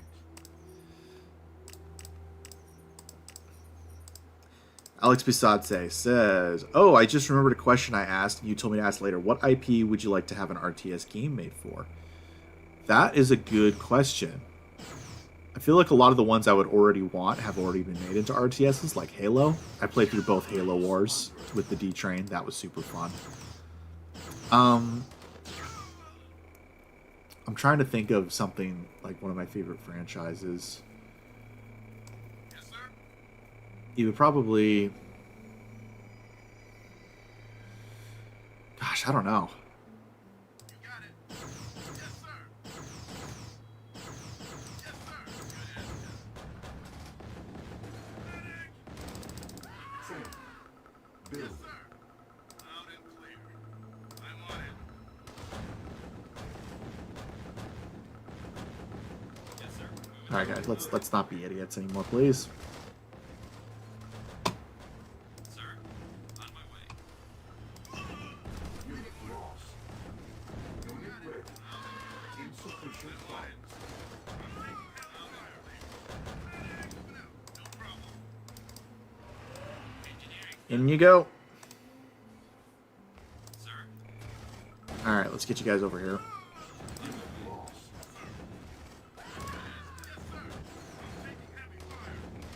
Unit ready. What the? What the? Unit lost. Is that the funny trigger you're talking about, Romanoff?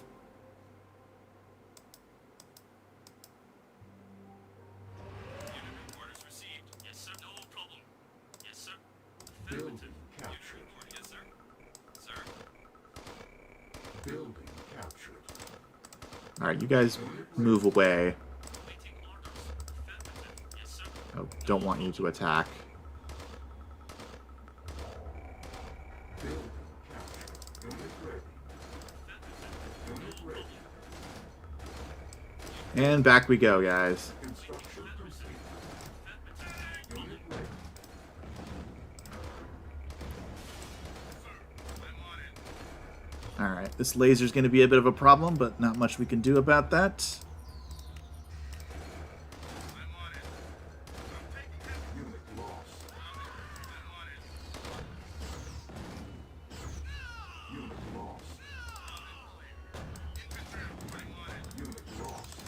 Let's build some tick tanks instead.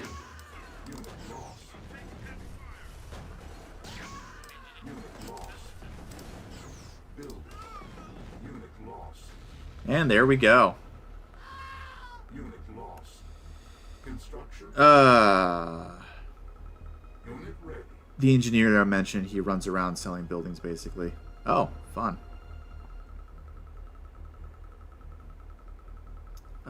Sen says, by the way, Snowman, can you Google next to the game? What are you talking about? Primary building set. Unit ready.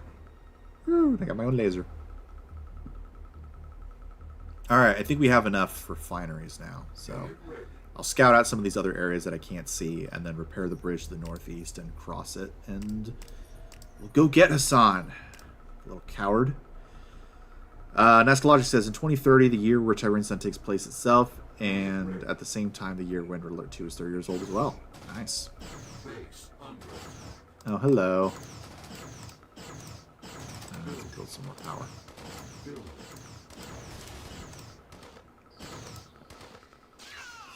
Loot danger. That would be a way. That's logic, but that would be cool.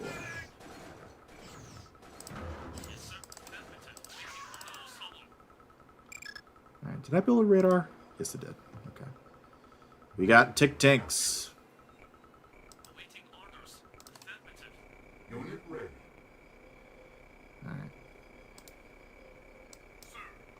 Alright. Let's build some of these. And then we'll build more tick tanks. Romanov, while you are ending the stream on this mission, you have to do the Ion Storm mission and find a secret island with goodies there, trust me. There's a secret island with goodies? Frostburn, yep, that's why I said close, but who knows, EA and the other corpos, they can do with IPs whatever they want, long-term fans be damned. Indeed. Sometimes I feel like I'd like to enact one of the endings from the original Deus Ex. Just knock out the entire internet and all of technology, send us back to the Dark Age, and start civilization back from scratch. Everything's so corrupt these days. Okay. Trevin Lane, most of Hassan's remaining power is across the bridge. Gotcha.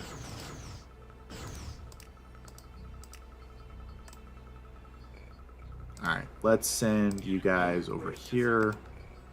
And you over here. And then let's just go attack. Because why the heck not? Training. Primary building set. Unit ready. Unit ready. I also love that Nod gets anti-air very quickly with the rocket soldier. Everyone else, like GDI, has to wait quite a bit. Their first anti-air, like, infantry unit, as far as I remember, well, they don't, is the, I recently found out, is the jump jet trooper. What is that? And then you have to wait until the hover MLRS to get anything really substantial.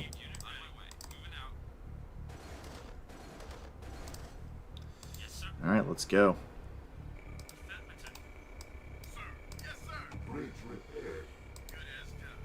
Oh, hey, it's the Vidit of Light. Welcome back to the chat.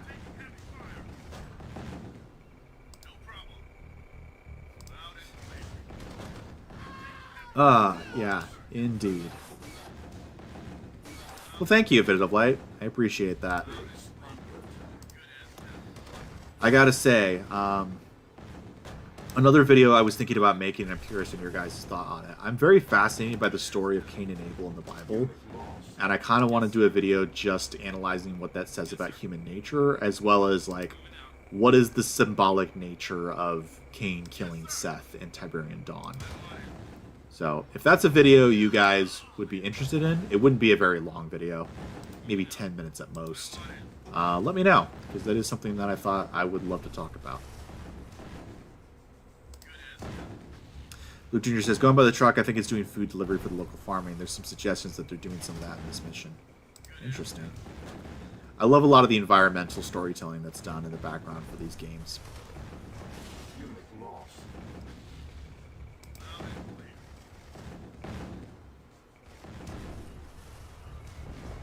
Luke Danger, that sounds like a fun idea to explore. Thank you. I might just do that. That basically puts 3 videos in the pipeline.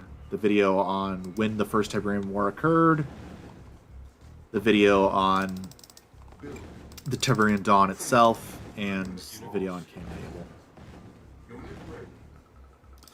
Yeah, at some point I want to do a video where I basically say, hey guys, in the comments to this video, write down your own, basically, intelligence database entry. So basically, after I'm done writing everything for Tiberian Dawn video essay, I basically want you guys, as the subscribers and the commenters, to write your own, basically, intelligence database entry, your own take on what somebody in this world might be saying as a first-hand account in here. And then maybe somebody will voice act that. Maybe it'll be you, who knows. But I would love to have, like, some things to spice up the world. And I'll make it very clear in the video in text that this is not canon material. This is just flavor texting.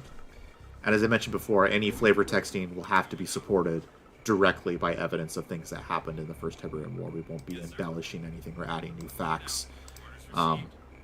And that'll be a minor part of the video. I don't think I'm going to go full documentary like I had planned. I think I'll keep it still the same as what I did before, but I do want it to be a higher production value than any of my previous videos.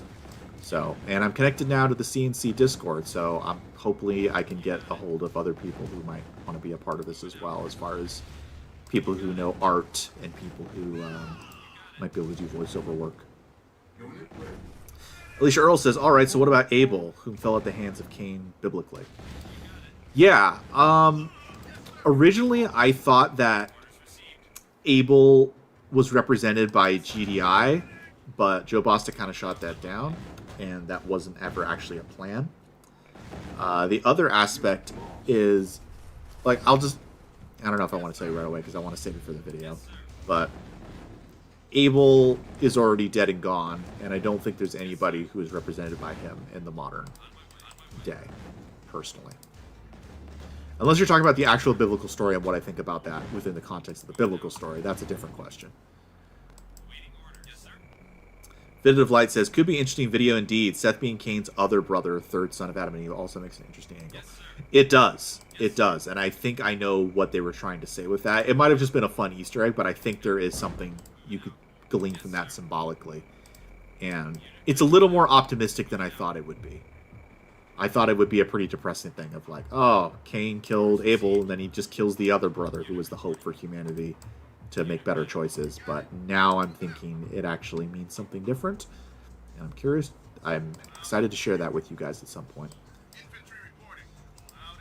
Also, it was really fun because I didn't grow up watching Aliens, but watching that and seeing the APC have a transforming mode similar to the Tic Tank and realizing that the Tic Tank was almost certainly inspired by the transforming APC in Aliens was really, really fun.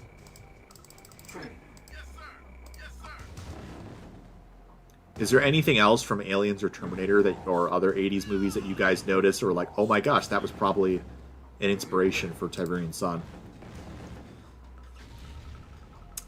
Nastologic says, if they manage to release the remastered collection to either 2029 or 2030 with no rush development time, then I could say that EA has redeemed themselves the franchise, but unlikely. Yeah, if it ever came out, I don't think I would care how long it would take.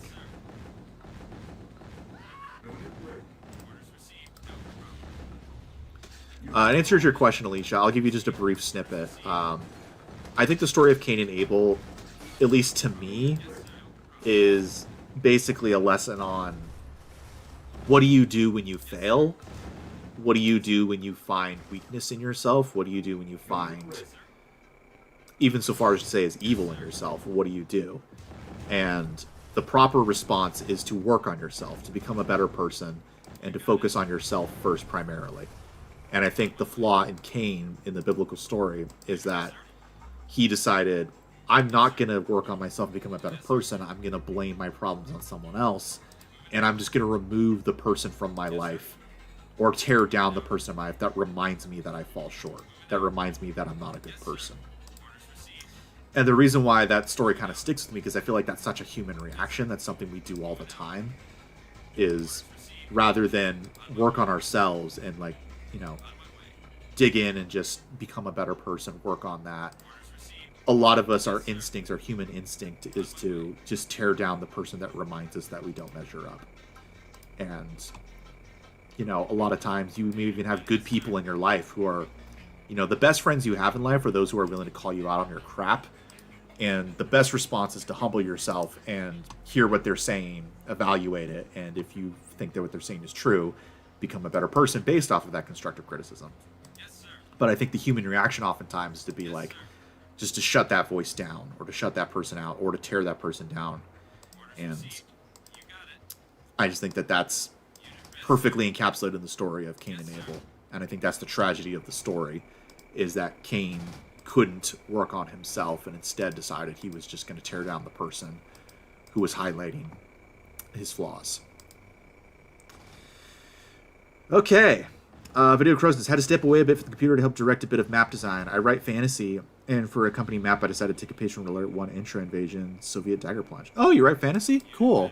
I do too. Haven't published anything, but I'm currently working on a fantasy story. My fiance writes too, so love that. All right, let's get all of you guys into an APC, and let's go capture Hassan.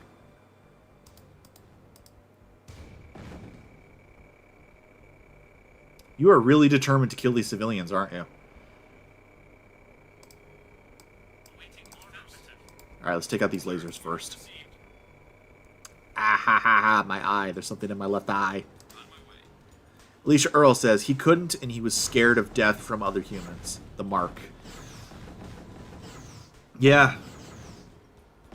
I think that's one of the reasons why I like those stories. I mean, I do like stories from the Bible that are more grounded. You know, stories of like King David fighting battles with battle strategy and things like that. I think those are really cool. But some of the earlier stories in Genesis have such a... I don't know what the word is. Sort of like an ethereal, sort of like mysterious, supernatural kind of bent to them. And like the story of Cain and Abel, like, is just... It's such a, you know, I think Command and Conquer captured it, especially with Renegade and the Tomb, is just like that kind of aura of like, these are events that happened so long ago that like the events of one man being jealous of his brother end up taking huge cultural and spiritual and supernatural significance despite being relatively simple events. And there's something about that I just find really, really cool. I don't know.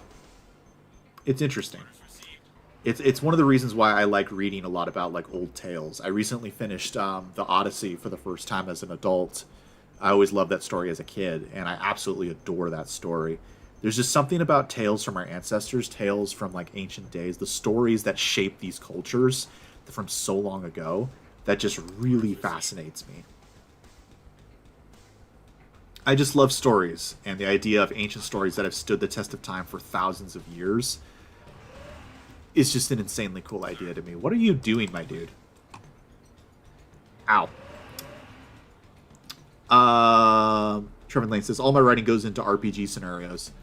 Oh, do you do tabletop, Trevin Lane? You might have mentioned that before. Romanoff, mystical and esoteric? Yeah, exactly. That's what I like about that. And it makes sense because, at least canonically, from what I understand, the first 5 books of the Bible, the Pentateuch, the Mosaic books, or the Torah, as they're called, were said to have basically been written by Moses, which means they would have taken... The first time they were written down would be around, like, 1200 BC, around there, which would have been, in some cases, thousands of years after these events happened. So they would have been transmitted orally for thousands of years before they were originally written down. So I think that's probably why those early stories come across so, you know, mystical and esoteric, is because there probably wasn't a ton of like concrete details that survived.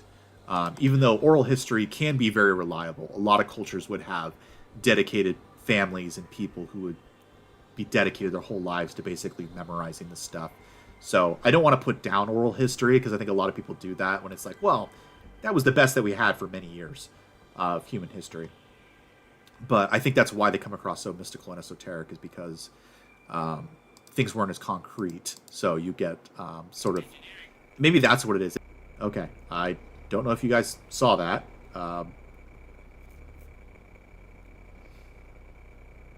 I might have to edit that out. I don't know if there's any personal information there. But please, all of you guys, honor system. Try not to look at that until I get a chance to edit that out. I like my privacy. And I'm sure you guys all do too. So please respect that while I get rid of that. Yes, sir. Okay. Let's take out this thing. Captured. Establishing battlefield control. Stand by.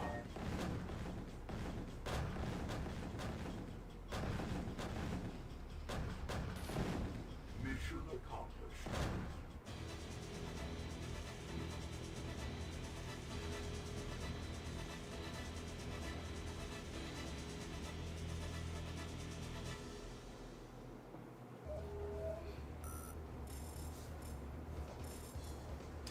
All right. Hassan is ours. Way to go, guys. Romanov had CNC4 on his PC. For research purposes. Fitted of Light. As for the biblical transition, that is an interesting point as a believer acting it. Codes movie. A believer, I think the stories are true, but I do wonder how much of it may have been orally guided versus supernaturally imparted. Yeah. You raise a good point, Fitted of Light. I think that's something that's really interesting about Christianity versus some smaller sects is that Christianity doesn't claim that the Bible is written directly by God, as far as I'm aware, other than like the Ten Commandments and like the stuff at Sinai with the Mosaic Law, which was directly imparted to Moses by God. Nothing is actually really claimed to have been written directly by God. The Bible is very open about the fact that it was written by humans who were inspired divinely by God, which is a lot easier to believe. There are some other smaller religions that claim that this was directly imparted by God or translated from something or what have you, and at least for me personally, that's a little harder to believe.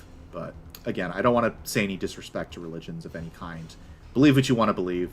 I'm just a snowman who writes Command and Conquer videos. You shouldn't get advice from me. Go to somebody who's actually like knowledgeable in theology and stuff if you want to know about this stuff.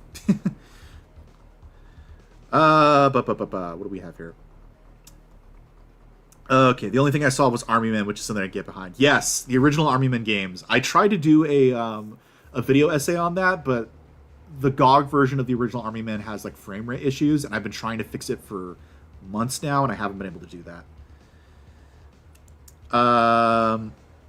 Luke Danger, on writing, meanwhile, I'm doing fanfics on Owl Katober, mostly Pathfinder, Wrath of the Righteous, and Kingmaker. Oh, I've always wanted to try Pathfinder.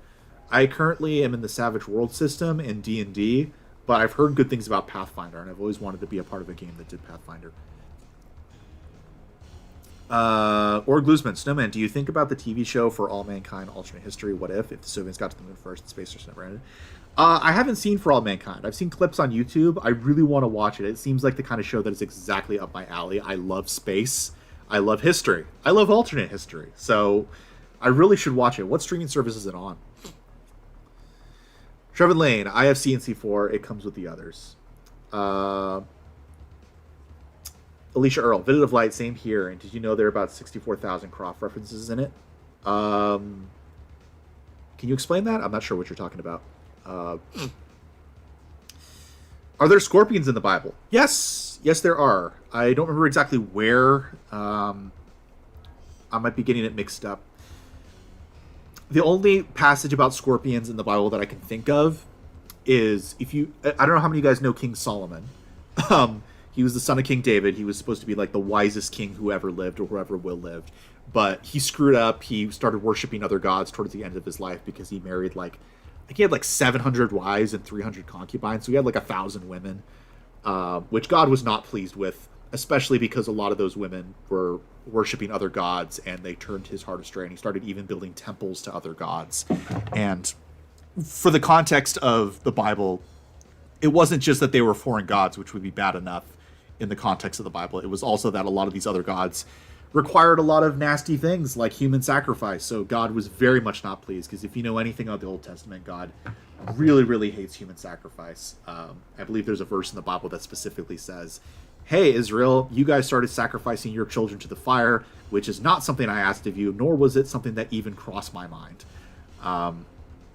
Anyway, Solomon's son, I believe it was Rehoboam was his name, was an idiot, and everybody was like, hey, if you are kind to us the way your father was, we'll follow you just in time. And King Rehoboam was like, I'm going to go ask the young men of my palace what I should say to the people. And the old wise people were like, you should tell them, hey, it's okay, I'm going to give you a lighter burden than what my father gave you. But the young men in his life were like, no, you should be even harsher. Show him who's boss. And so King Rehoboam was like, my father whipped you with whips, but I will whip you with scorpions' tails. You think my father was harsh, I'll be even harsher. And the people were like, well, frick you. We're all going to leave then. And then it split the kingdom in two because, like, 10 out of the 12 tribes of Israel basically became their own kingdom.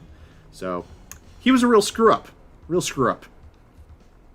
Cabal Core, it's so sad to see an up-and-coming channel get demolished by a controversy like this. I mean, CNC4, really? For research purposes. The Vivid of Light. Alicia Earl, you mean biblical references? I wasn't aware of the precise number, but I'm aware of many references, cross-references. Alicia Earl, yes, built like cross-references from the Bible and history, indeed. Oh, yeah, between history and the Bible, yeah. There's going to be a lot of cross-references there. One of my favorite things to do was actually line up what was going on with the Bronze Age collapse with what the Bible claims was happening around those times, and there's a lot of interesting parallels. But I won't get into that here because this is a CNC channel. Vivid of Light says, no, sorry, not Vivid of Light. Luke Danger says, yes, if you played Neverwinter Nights, then Owlcat Pathfinder feels very familiar, though some things have smoothed out, like Paladins being Charisma casters now instead of Wisdom. Interesting. Yeah, I'd love to try that. Alicia Earl says, exactly, he finds it detestable. For sure.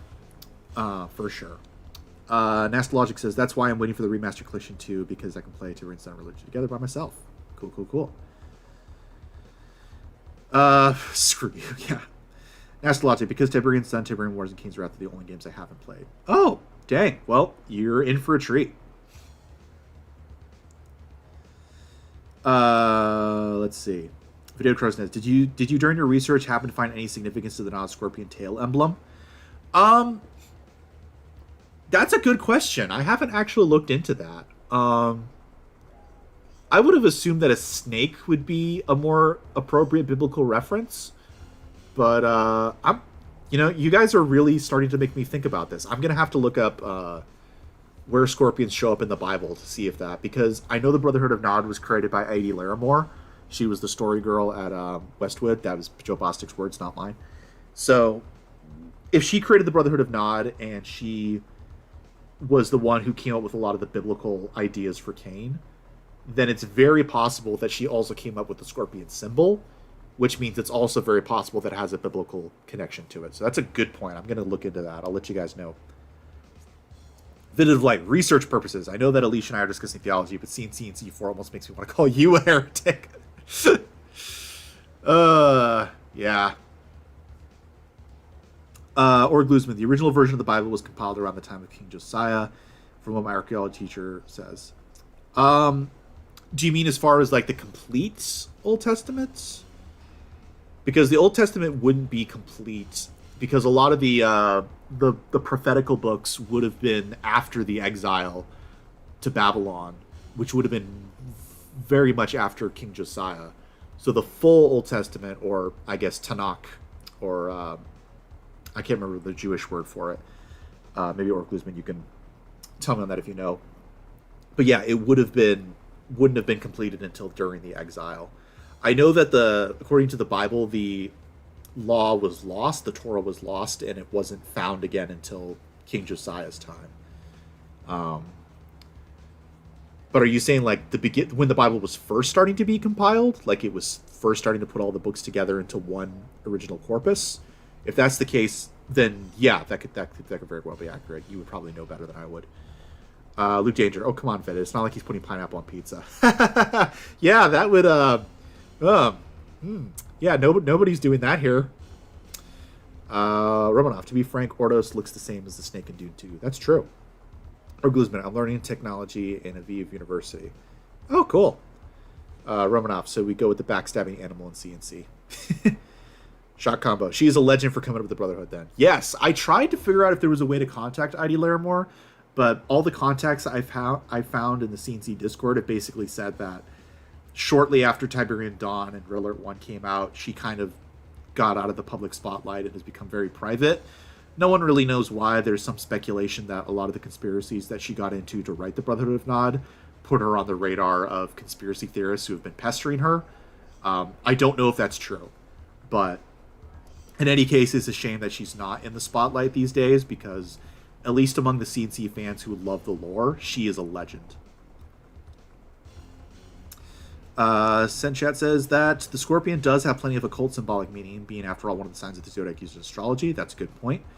There is precise as everything disputed, but it tends to be associated with force, passion, focus, and motion, all properties that Nod would wish to appropriate, of course. Yeah, G.I. Joe, I guess, had already taken the snake and cobra. David Donkey, welcome to the chat. I gather scorpions in scripture often symbolize adversity.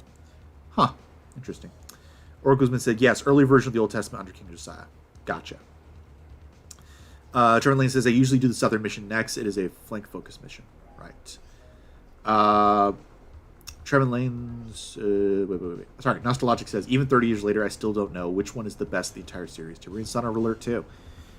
I think the community consensus is Red Alert 2. I personally love Tiberian Sun the best, but that's just because I love the story, the music, the atmosphere, and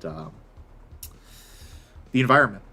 Alex Bisad say, I'm not a theology expert, but while Cain is evil, I don't think he worships Satan to have a Nod emblem be a serpent. That's a good point. Cain is less about worshipping Satan straight up as he is about...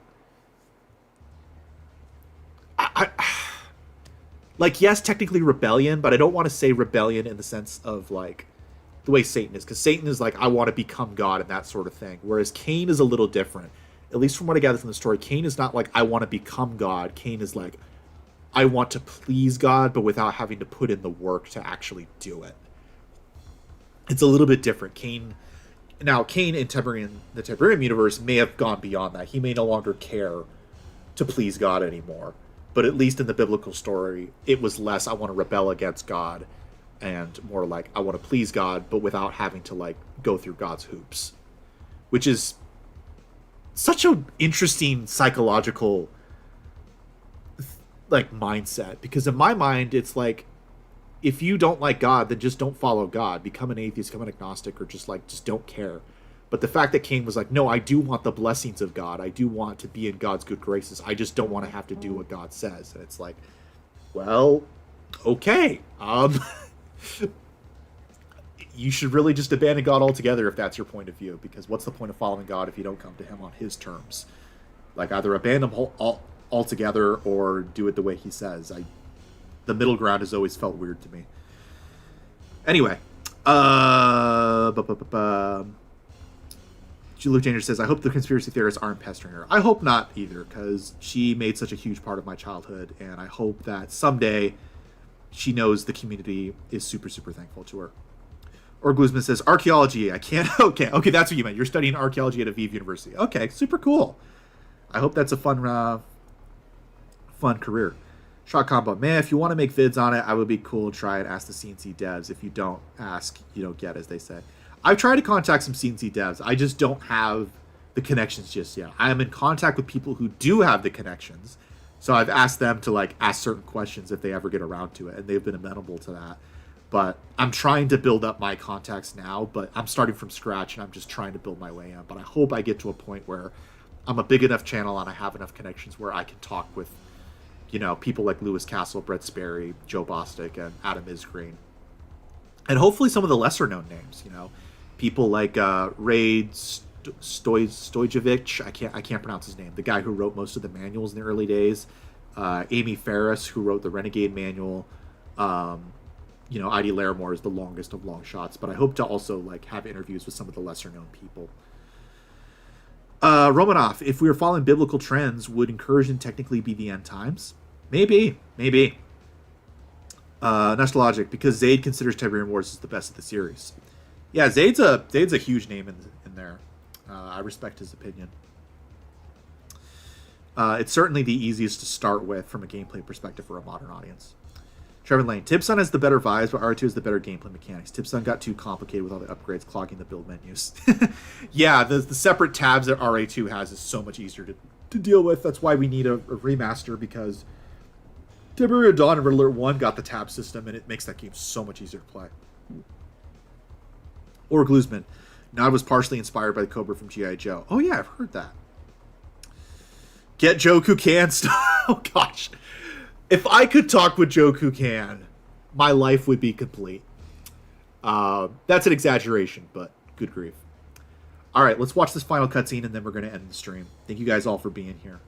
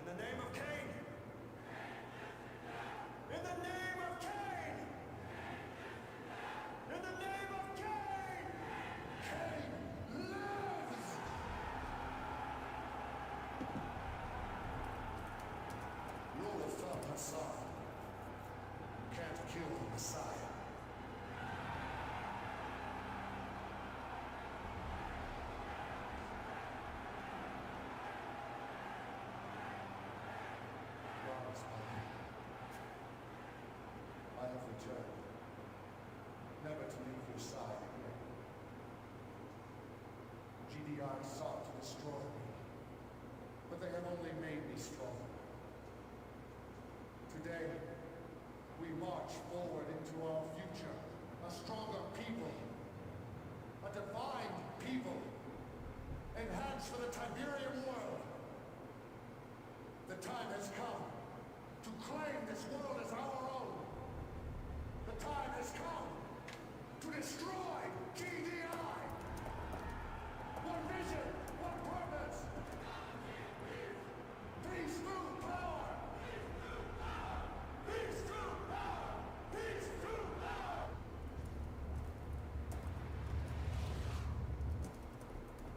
You have done well. We have waited a long time. All of the pieces are in place for our final victory. Except one. Our temple at Sarajevo must be recaptured. GDI is excavating and is getting dangerously close to something they must not discover. General Vega is attempting to reach the site from the north.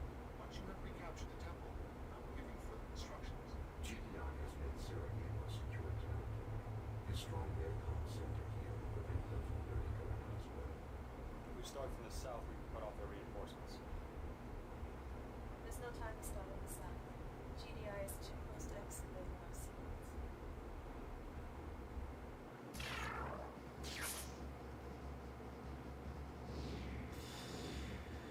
Sarajevo. All right. Yeah. Well, thank you guys all for being here. I guess we're gonna do this. I want to at least start the next mission and save. So let me just. I think Trevor Lane said the south one. I think that's the secondary one. I try to do the secondary missions first, so we get as many missions as possible. Taking out this weak GDI position will allow us to reclaim our Sarajevo temple without interruption. Move in under the cover of an ion storm. When GDI's communications will be down, take out the comm center before the storm subsides. I remember this mission. This is the Ion Storm one. Oh my gosh. Oh, I remember this one being a little hard. Definitely going to need Trevor Lane's help in this next one. Yeah, okay. Luke Danger says, I do wonder how Kane verified himself since he has to do it all remotely. Perhaps Slavic knew going into this, so he was ready to act. It makes sense thinking about it. Yeah, I think Slavic knew it was coming. He doesn't seem too surprised. Everyone else does, though. Did you like the cutscene? Absolutely. This is the most legendary cutscene in the whole series, in my opinion. Just that Kane lives in death. Kane lives in death. And then just Kane lives. I think that's what I love so much about Joe Kukan's portrayal of Kane. Like, he seems to genuinely enjoy being this megalomaniacal leader, while also being serious, while also knowing more than everyone else. It's just such a Shakespearean portrayal, and it's so great that Joku-kan basically just, his whole career is just being a stage actor. I would kill to see him on the stage playing like a Shakespeare role or something like that. That would be so freaking cool. Romanov says, you better find the Easter egg. I don't know what you're talking about, so please come back for the next stream. I don't think there'll be a stream next Saturday, because I think the Super Challenge Bros are doing a stream then, and I'm helping them moderate, but maybe the week after. Luke Danger says, be sure to protect your base. GDI will AAPC rush it. Great. Trevor Lane says, it is brutal at first, but it gets easier as you go. Good to know. Alicia Earl says, all right, thanks for the fun stream. Gotta head out. Thank you guys for being here. Senchet says, also one of the biggest cuts in the German version was not showing Hassan's cut. Really? Interesting. Okay. Let me just start the mission save, and then we're going to stop. Okay. Wow, they're coming at me already. Here we go. Well, thank you guys for watching. Really appreciate it. Glad you guys could all make it. I'm going to have a fantastic rest of my weekend hanging out with my fiance, and I will see you guys when I see you. And hopefully life will get better soon, and my break can end, and I can give you guys the videos I'm so wanting to give you guys. But thank you all for being here. Really appreciate you all. Happy 30th anniversary of the series.